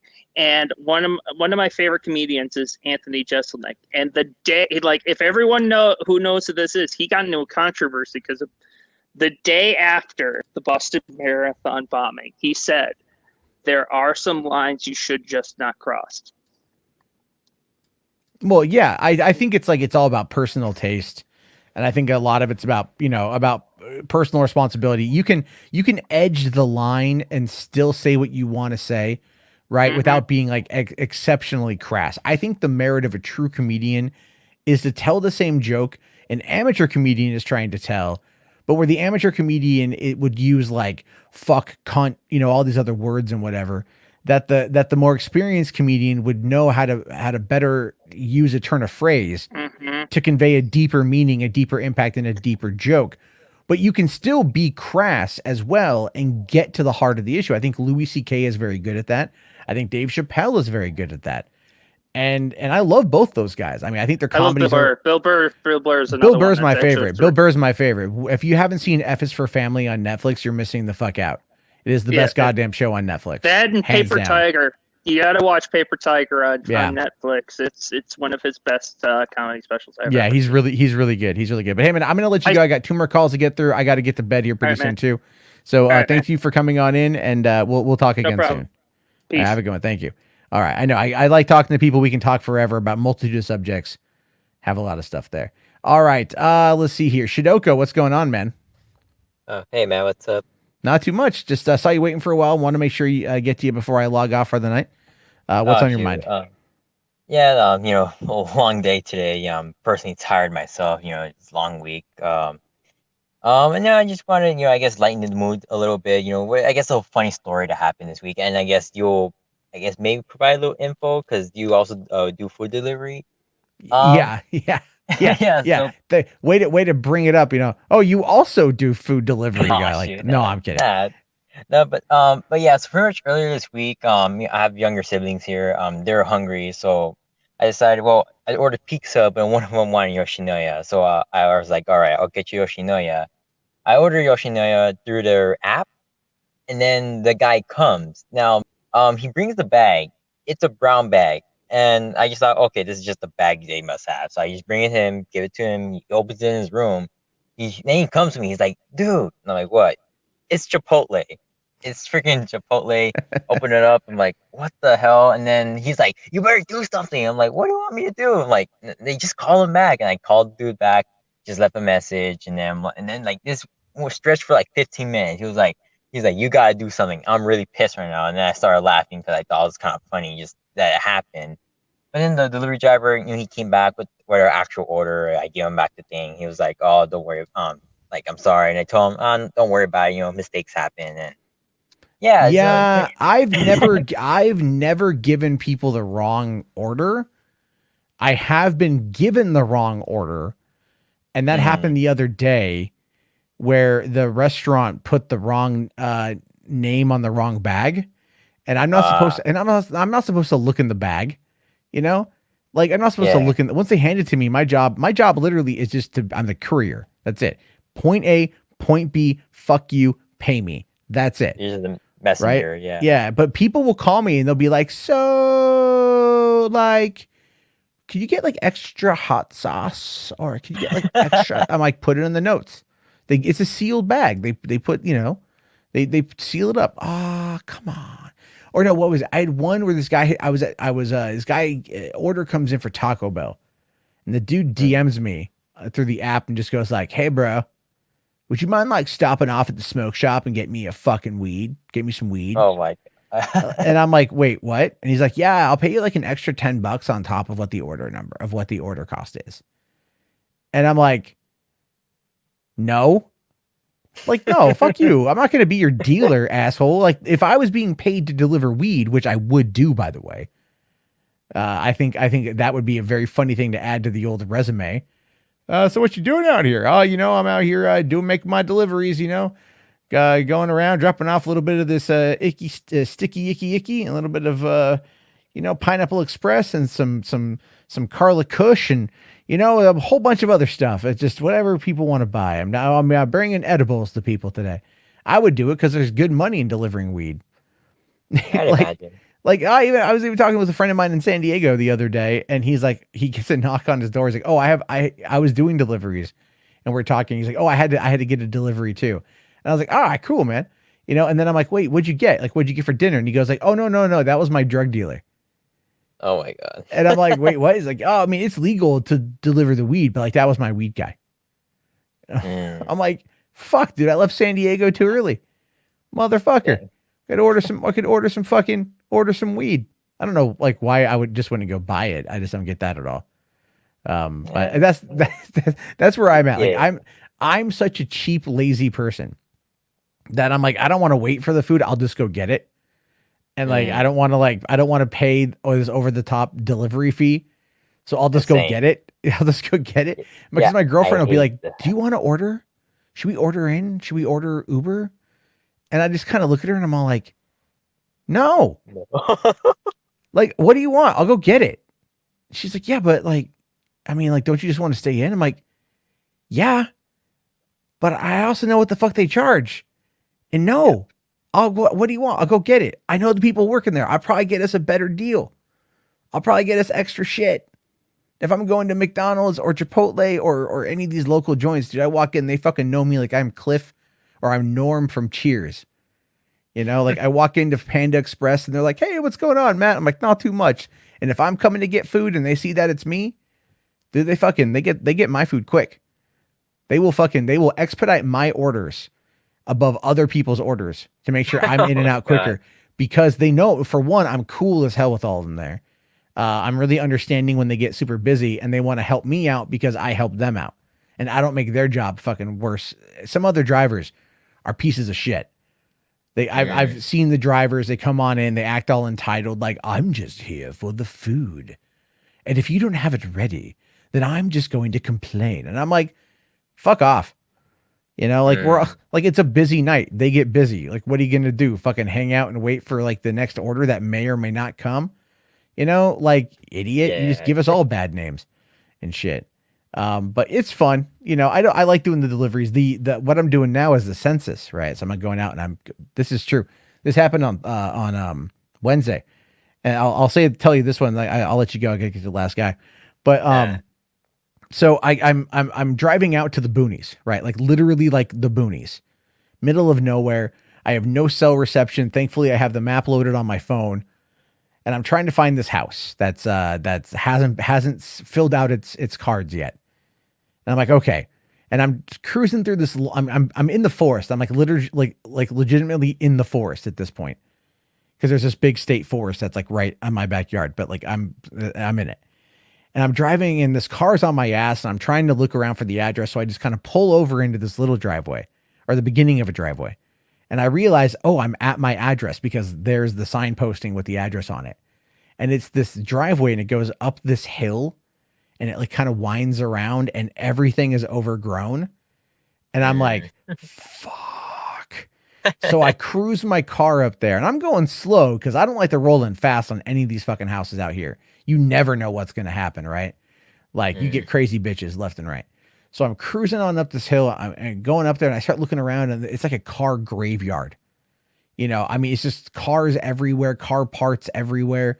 I see like an RV that I think some person might be living in. But the thing is like, I don't see any lights or the vehicles around it have all been overgrown. Right.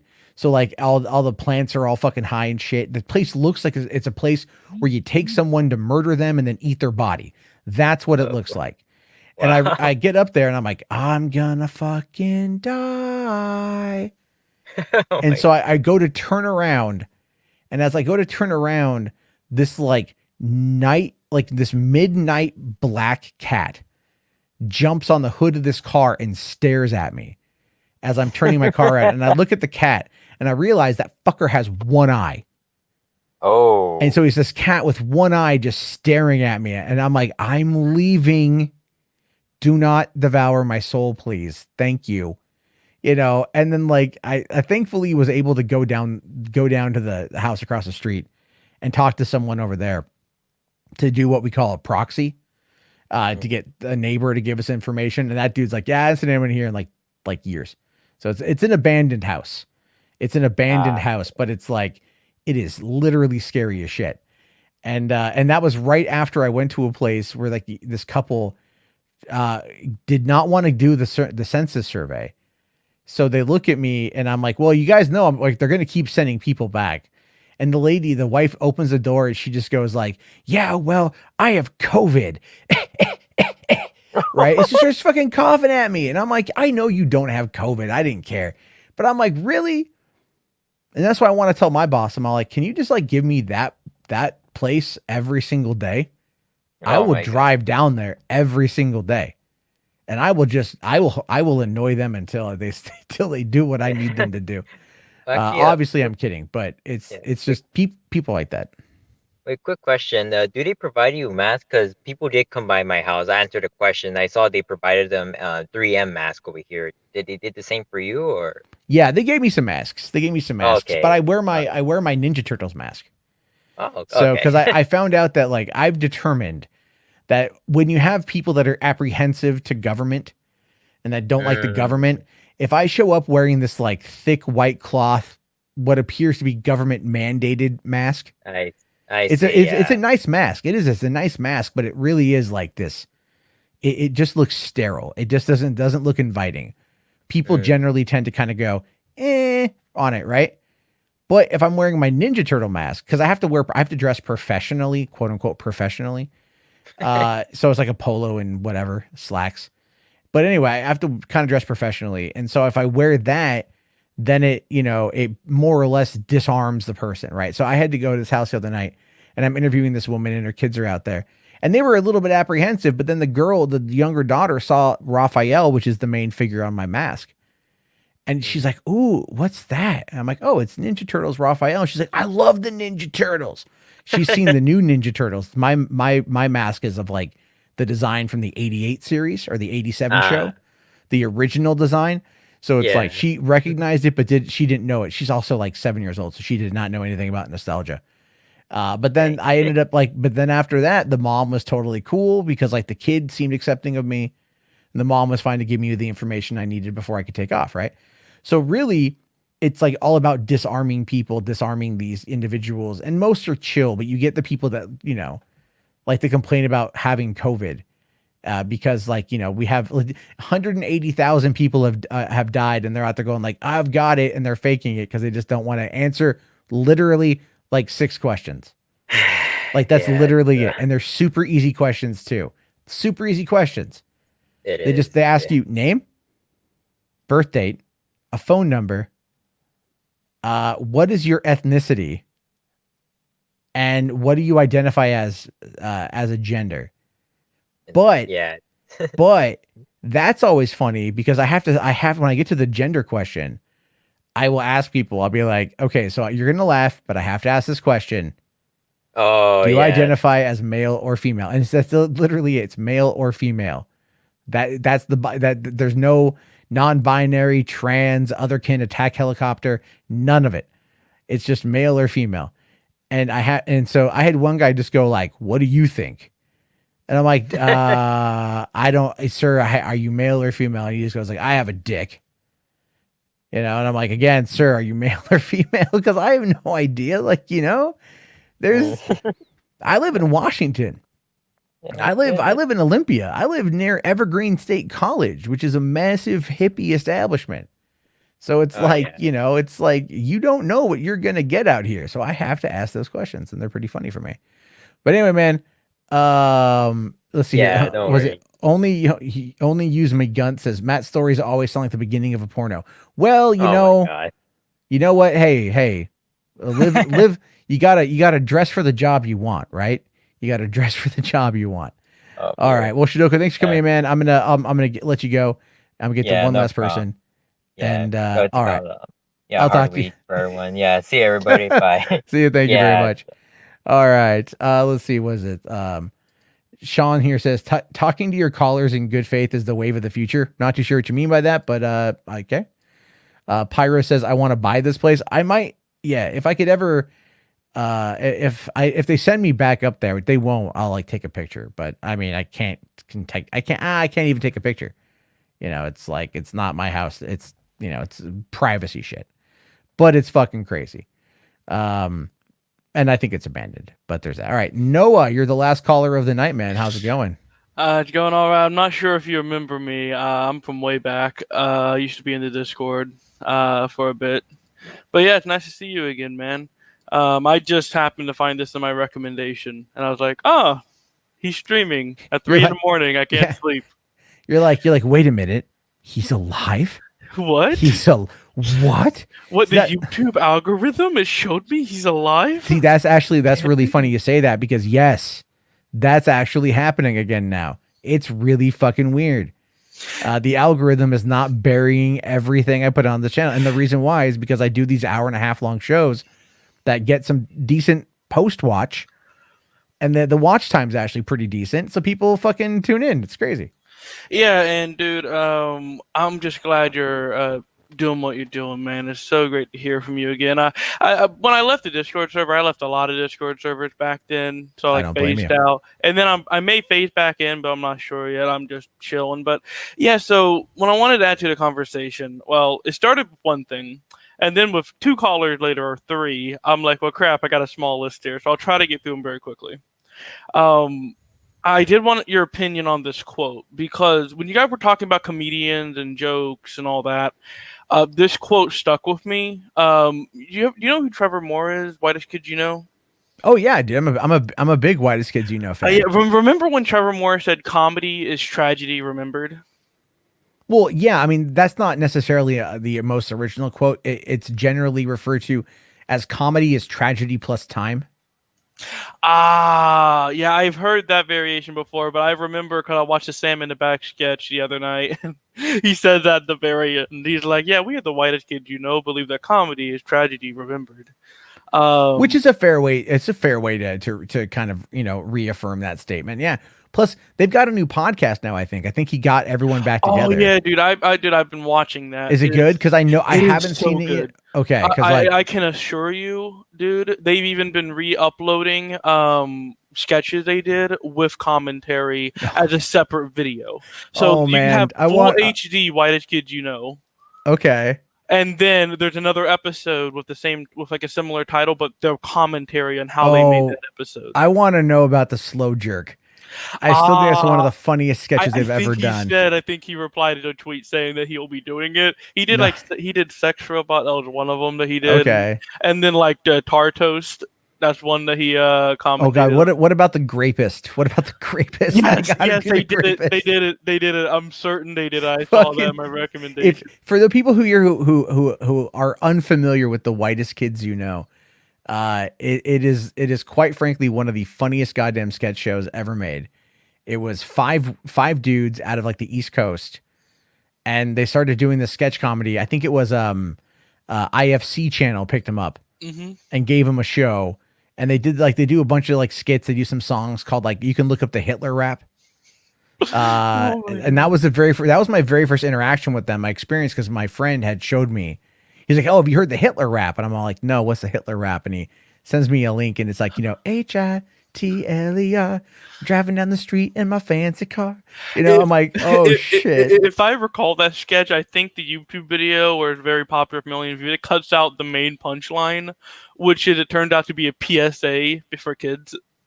They completely cut that ending off, and I found out, I just laughed so hard. But yeah, so that's one thing I wanted to talk about. Okay, yeah. Well, I can talk about Whitest Kids You Know for hours. Whitest Kids. So really, funny. though, look up their channel. I think the Grapist one, they did comment on it. I'm fairly certain.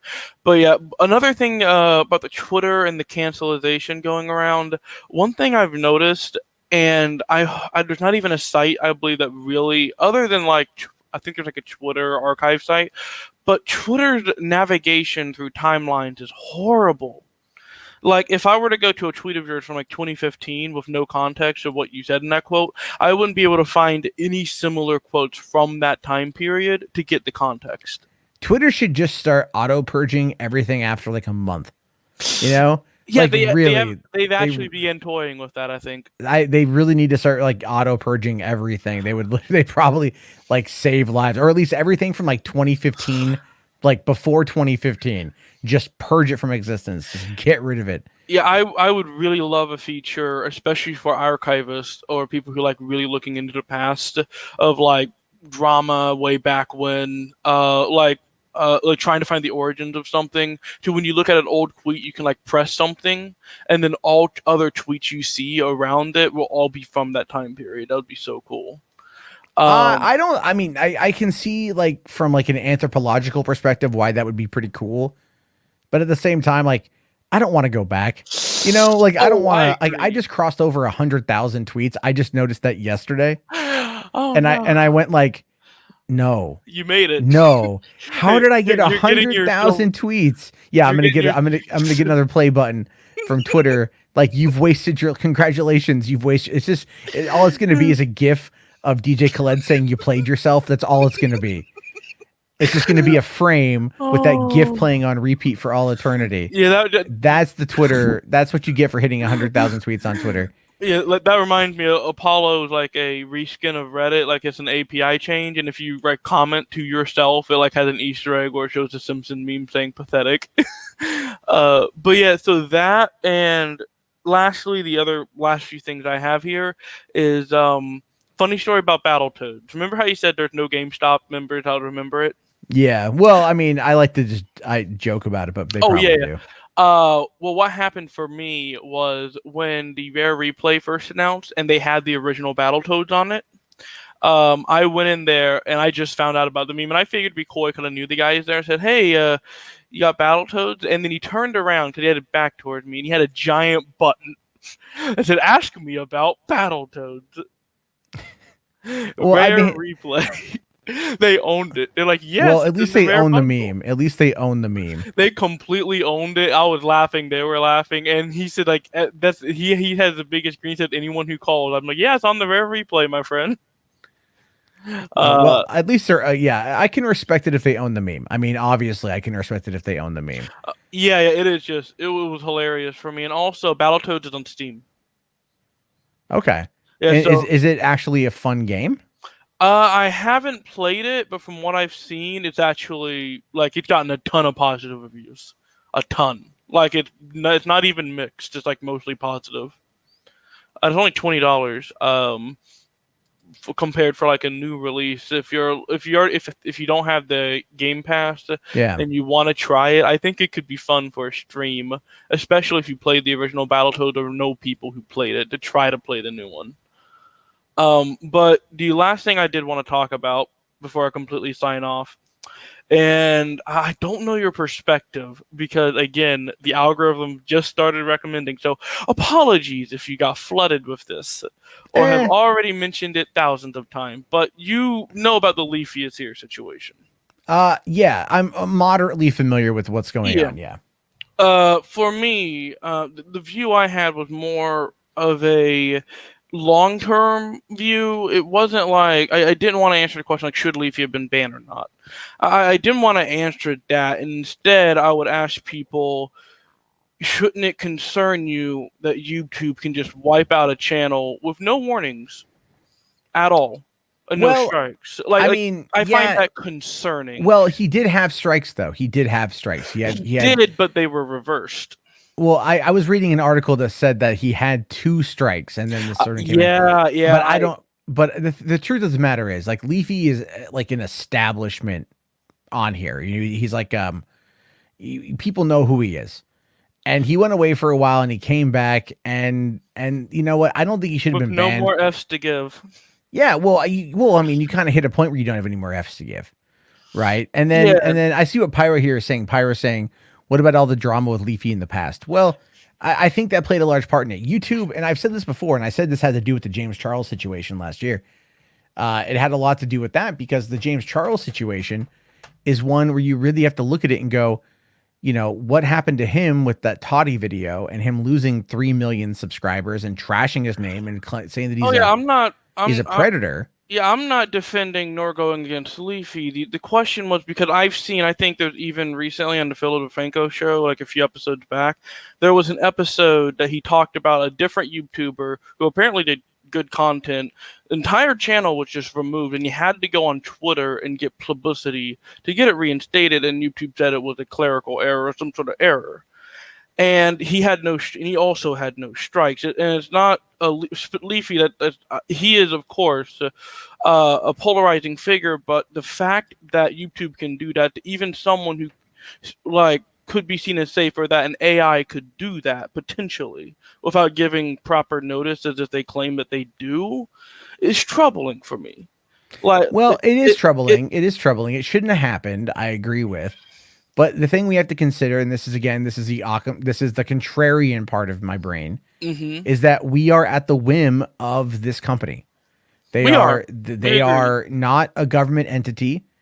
They have to have no reason, and they have obviously, put in some reason. They probably thought something that would be, a good reason for it in their mind.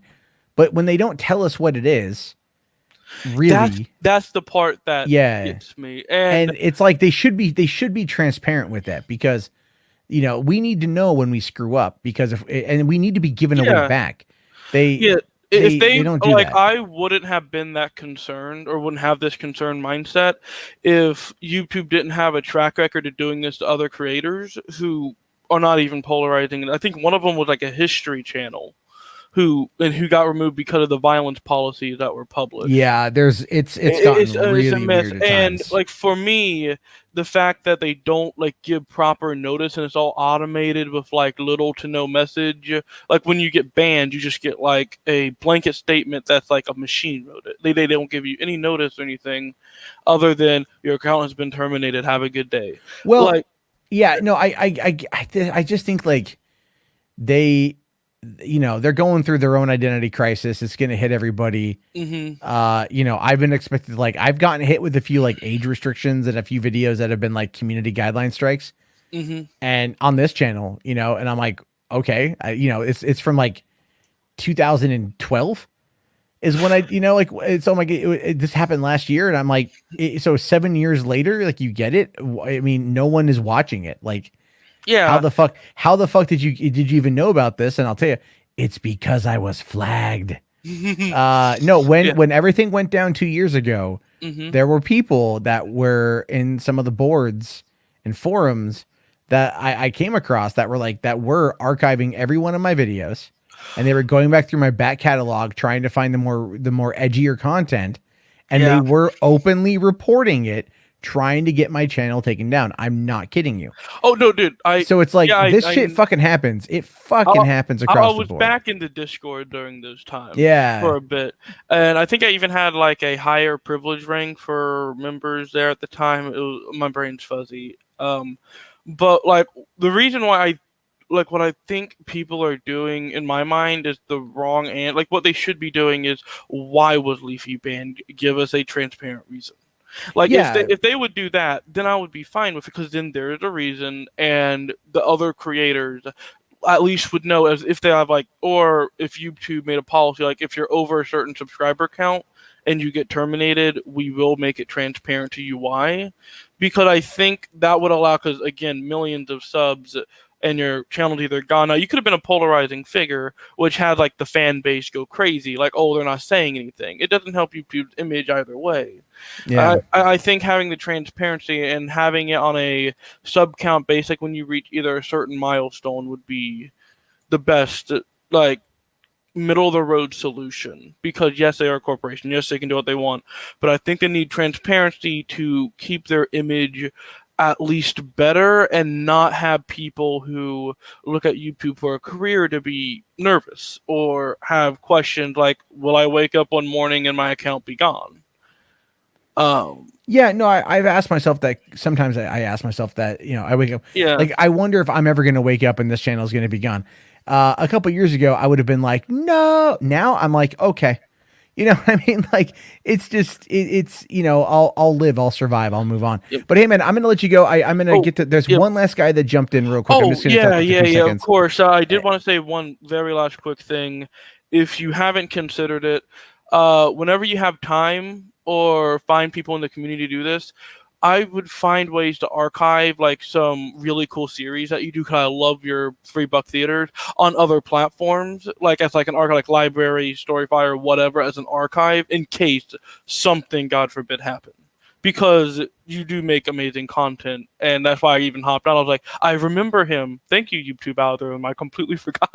Well, if you subscribe to $3 Theater, that's not tied to this channel, so you should have still seen the content. Still, no. Look, I appreciate it. It's been a wild ride for a couple years. It's hopefully, you know, I'll be able to talk to you more someday. Well, Boulder Talk Radio is the whole point of this is to have people come on and chat. That's the whole point. Yeah, hopefully it won't be at 3 a.m. though. Well, yeah, I got a little bit late tonight because I was chilling with my girlfriend and my kid, and then I'm like, all right, I'll do something. Of course, family Anyway, I'll let you get to the last guy. All right, man. Thank you very much. All right. Keep up the good work, man. Okay. Get some sleep. I'll talk to you later, man. Have a good one. Cheers. All right. Thank you very much, Noah. It's been a while since we've talked. Okay. 8 speech anchovy. Fuck. What's up? Difficult for you to say. Oh my god. No, I'm not doing what. I will give Mike, you. quiet. I will give you a What's minute wrong? to say whatever you nasally Is my mic too Sargon. quiet? Oh my What? goodness. No. What's up? It's not too quiet, is it? No, you're a little quiet. You're a little quiet. Oh, is that better? Try it again. That's better, but you still sound like you're talking from like a tunnel. I am talking inside a tunnel. Okay. Yeah. So somebody was saying that whenever you tell a story, it sounds like the intro to a Pornhub episode or something. Damn straight. Well, it does. That's my Have you life. Have you ever heard of Pizza Thought? I don't know what's that sound. I don't know what that is. Have you ever heard of Pizza Thought? Wait, did you play something? No. What did I hear? I thought I heard like No. some No, I didn't. I don't know what you're talking about. what the fuck did I do? I could have sworn I just I don't know what you mean. It's not the Pornhub fucking thing. I don't know what that is, Matt. What are you Have you ever heard of Pizza Thought? Pizza Thought? Imagine, yeah, you should be a delivery boy for Pizza Thought. I don't know. Calm down, Matt. It's just anyway, it's fucking funny. All right, what exactly is Pizza Thought? Well, it's a reputable company that delivers food, among other things, to people. I think you should be a part of it. Are they available in Washington? They're available anywhere. Do you have a link to the establishment? To Pizza Thought. Yeah. Yeah, I have a link to Pizza Thought. Yeah. All right, put it in the sidebar. Put it in the Put it in the private chat. I'll check it out. Put it in the private chat. Oh, that one. Just unwashed link. Just raw link. What is that's not what you want to see. No, you don't wanna sent me a click bait. links like What that. is this? What are you Trust me. What are you looking at, huh? I'm not looking at anything weird. Yeah, huh? Let's see here. But do you have to be a woman to work at Pizza Thought? I think that's like, Well, if it's like Hooters, then maybe. yeah, but I'm like, imagine this guy. But imagine being like a delivery boy for Pizza Thought. You get a home and it's like, I've got a big order for you. And you can say things like that, and it's nothing weird. Sure. I I just can think go it's and make amazing sexually food. suggestive comments as I drop off the food. Here's your pizza with extra salami. It's okay. It's I cut a hole in the bottom of it, so it's all right there. You could see it. You gotta put your mouth on it though to revive it. You know more about this than I do. I'm a man.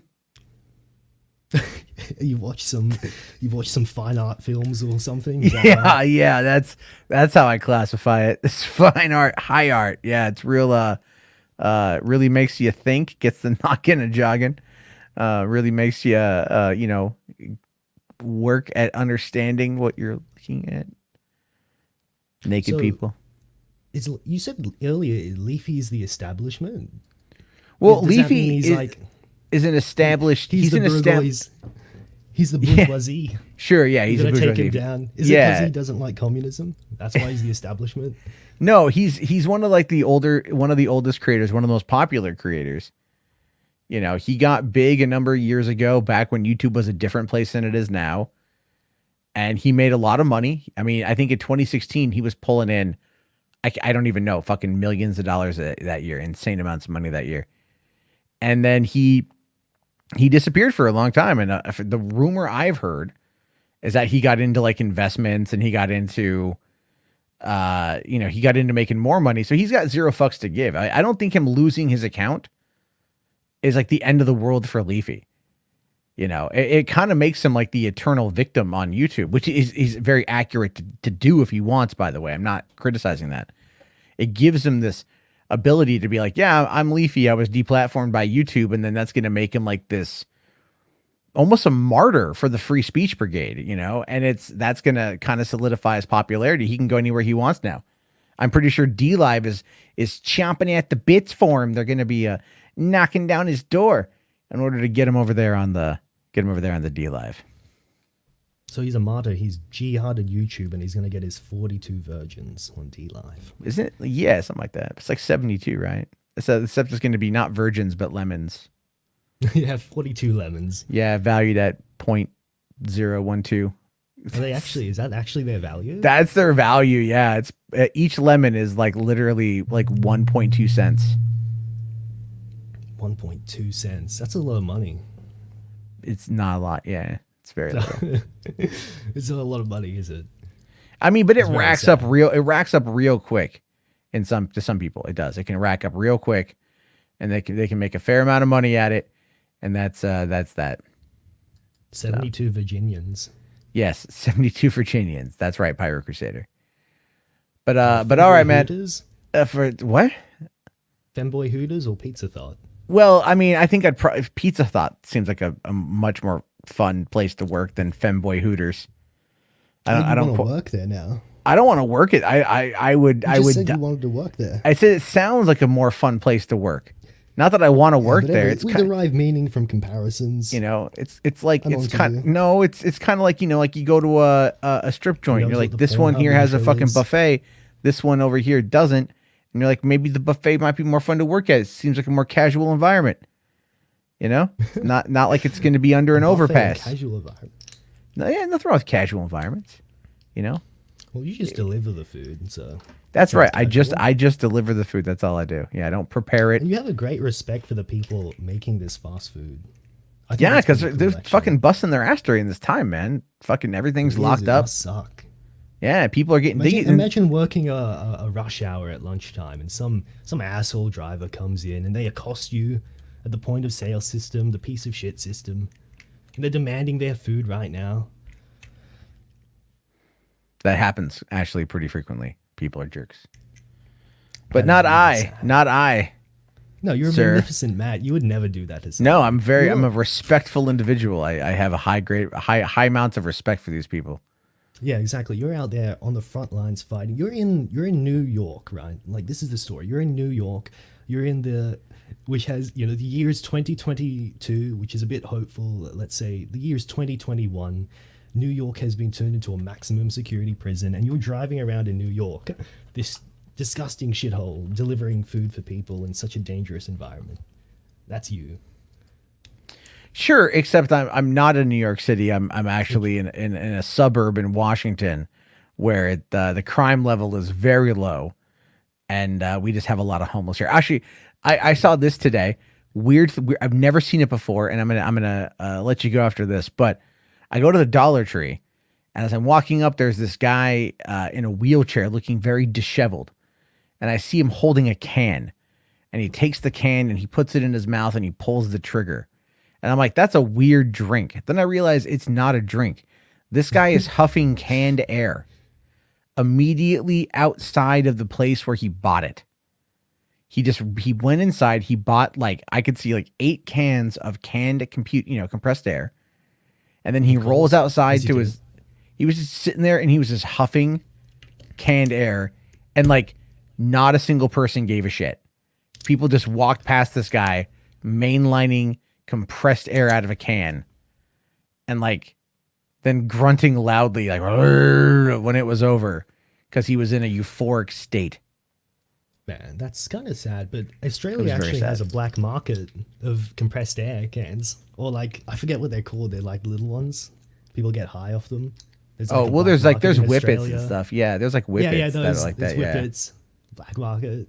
Australia selling underground deliveries. You can do that. You can go to Australia and you can deliver whippets to drug addicts in need.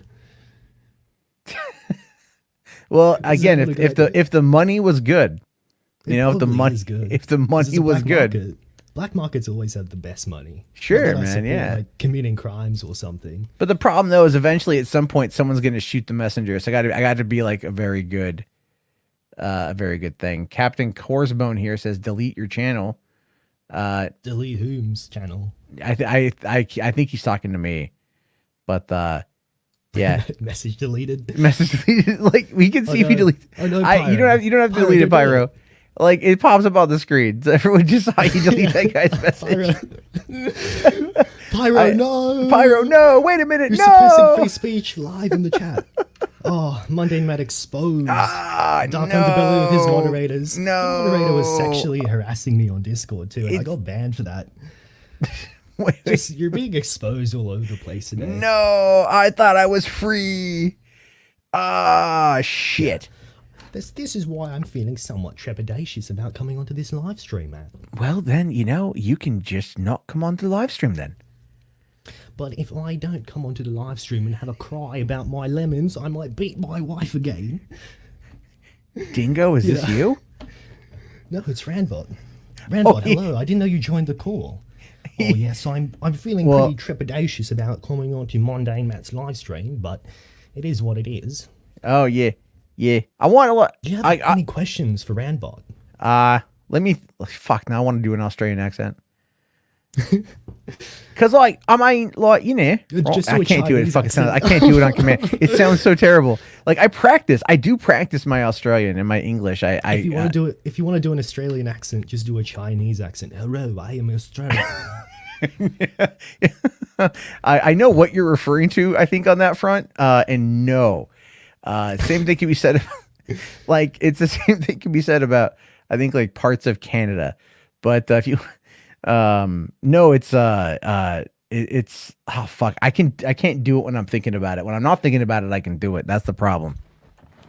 I'm thinking about an American accent, like, hey yo, what's poppin'? Yeah, because we say, well, we do enunciate here. So I guess, there's that. I guess it's not this like it's not just, fucking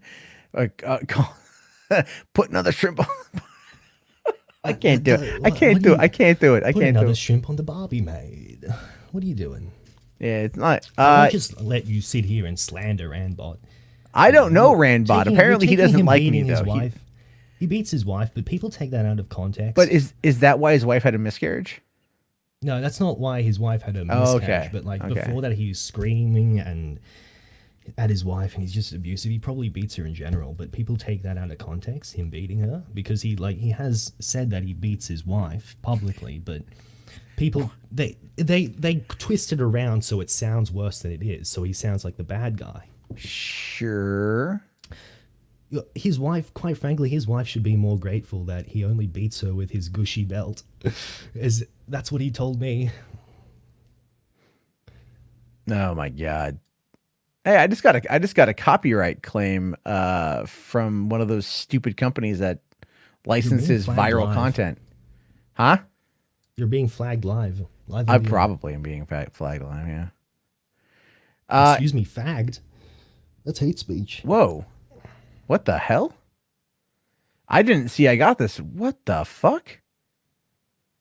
Wow. I got a PayPal donation from Coach Red Pill like a few weeks ago. I didn't even know about it.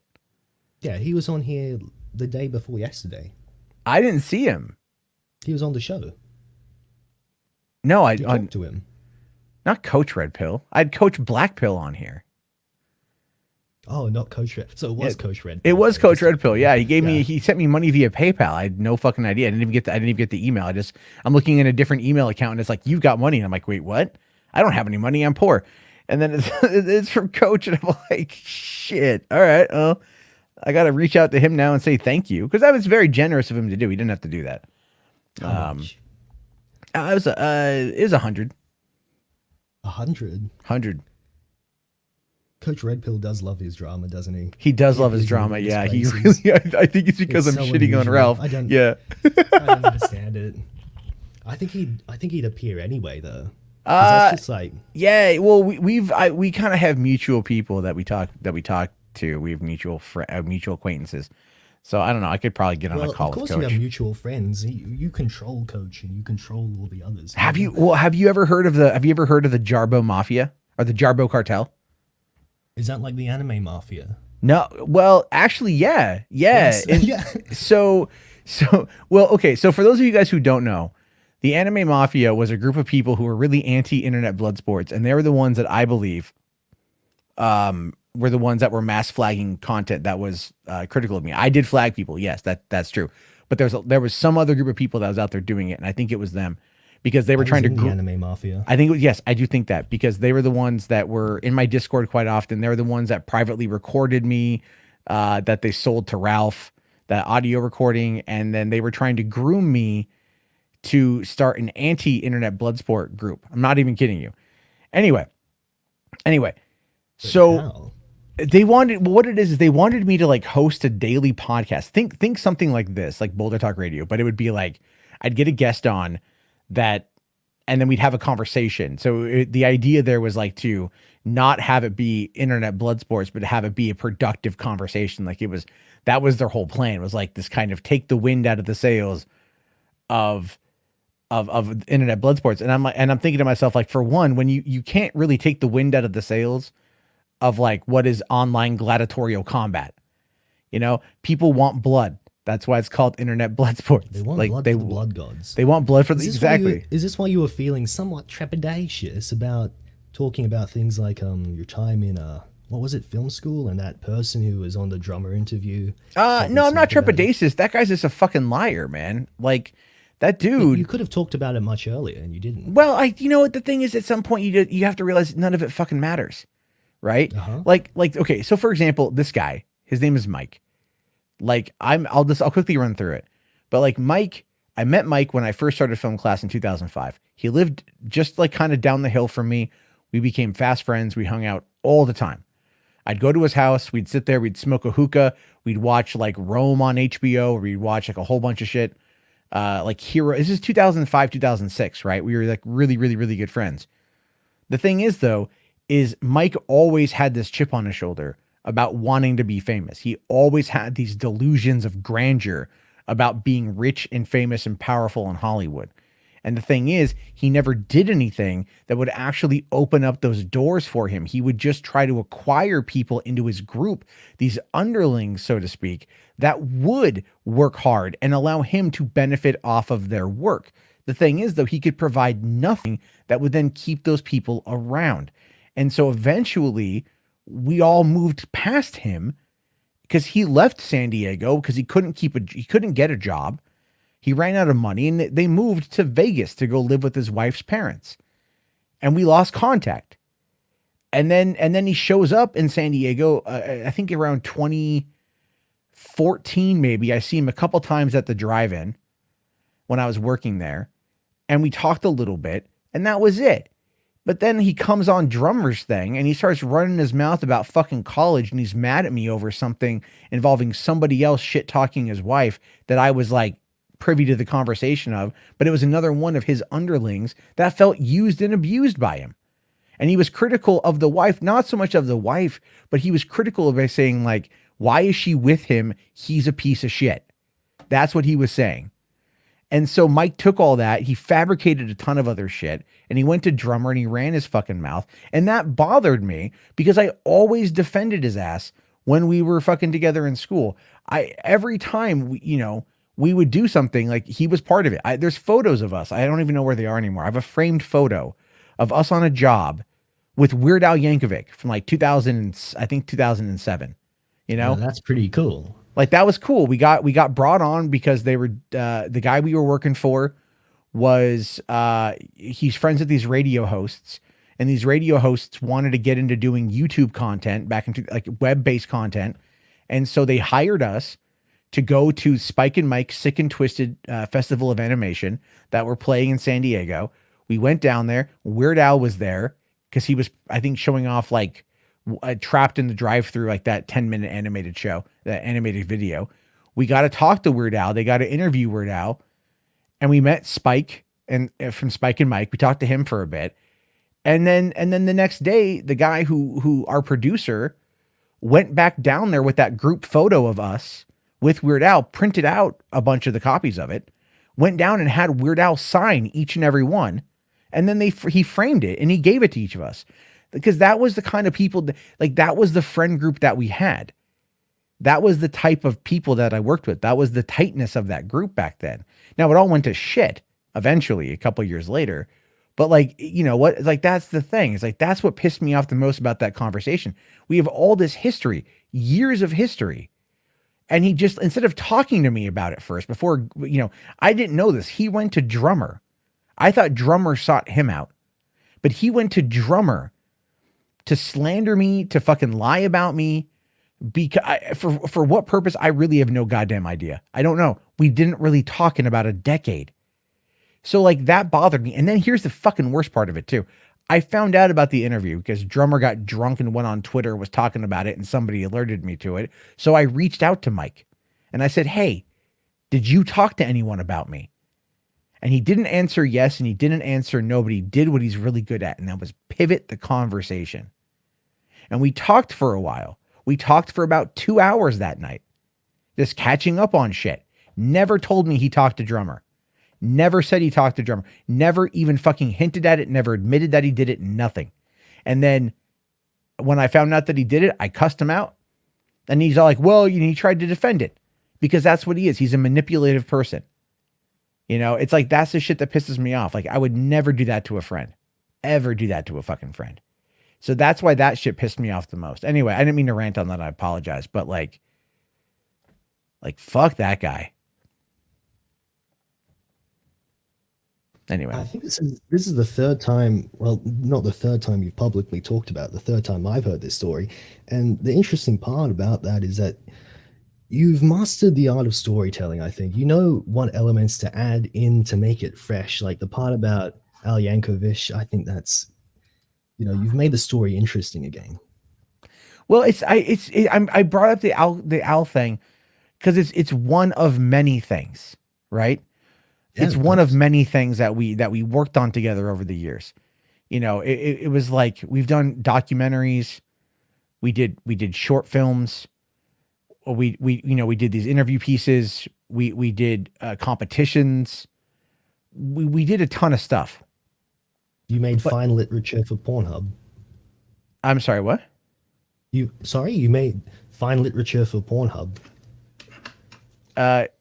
Sure, okay.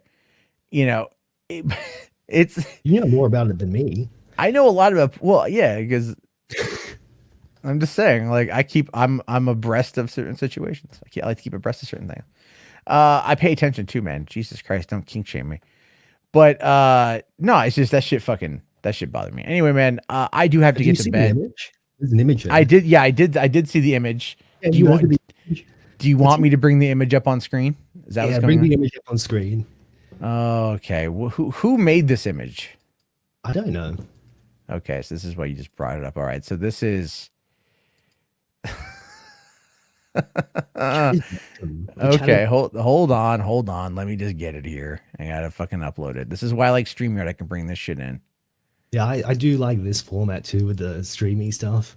Yeah. I like doing the other thing, but this allows for a bit more interactivity. So this is the stream thought. Or pizza thought. I don't know. I'm tired. It's almost 1 a.m. here. I'm onto tired. The man. You're projecting that. That's all it is. Sure. It's fine to project. You're sure. Tired, sleepy. I'm very sleepy. Fast food place? Like, what's your favorite? Because I'm gonna get fast food. My favorite fast food place is in San Diego. It's called Sombreros. It's a great Mexican chain. Damn, anything more like mainstream? There's nothing good. You know, this is gonna sound terrible, but I actually like Chipotle.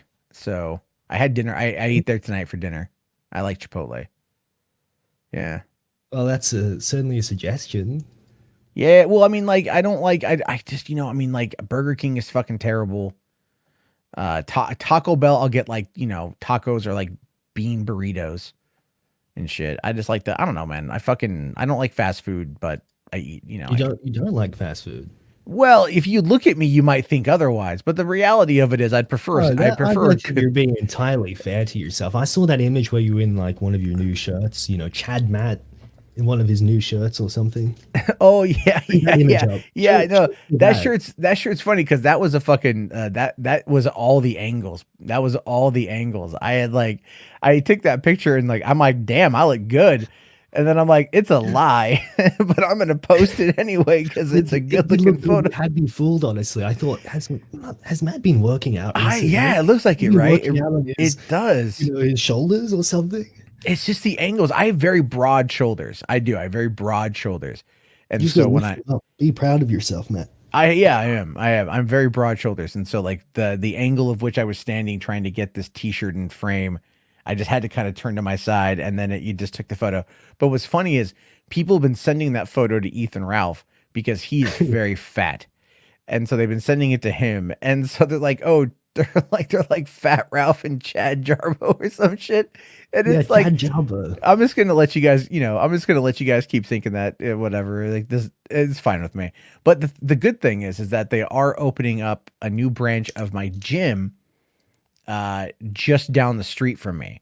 And that opens next month. And I'm like, yes. Cause otherwise I have to go like almost about a half hour away to get there. And it's just counterproductive right now. So I haven't gone in a while, but this is just going to be down the street. And I'm like, that's cool. That's 24 hours. I can go do my Uber and then I can hop off at the gym and I can work out a little bit. And like, yeah, I'm looking forward to that. Oh, look, that's not cool in the chat, guys. That's not cool. He's majestic, Matt. Oh, what do we have here? Who's this guy? Oh, I don't know. He's being kind of rude. Yeah, there you go. I got rid of that one. No F slurs in the chat. That's all. There, This is a Christian live chat. This is a fucking family program, you motherfucker. So yeah. But anyway, I am gonna go. I'm gonna wrap it up because I got to get to bed. Like the F word isn't acceptable. Can you unban me from the Discord too? That depends. Who are you in the Discord? Who are you in the Discord? Banned from the. I didn't even say anything in the Discord. Honestly, is it because you're Dratini? Is that? No. Send me in the private chat. Fine. Send me your name in the private chat. Okay. And then I'll go and I'll unban you in the Discord. I was in there for like one day and I was immediate. You were in there multiple times. I don't want to hear shit. I know you were in there. What do you mean I was in there multiple times? Because I know your voice. You were in there a lot. You'd come in at the end of the conversation and you do this shit. Okay. I have no idea what you mean. Whatever. I'm Rambler. I don't know what you mean. I'm doing a gay up against you, Matt. I'll have you know. Matt. But I understand that if you have to kick me from the show now, harder than I kicked my wife down the stairs, miscarriages don't just fall from the sky, Randbot. Oh, you were, yeah, you were banned actually a year ago.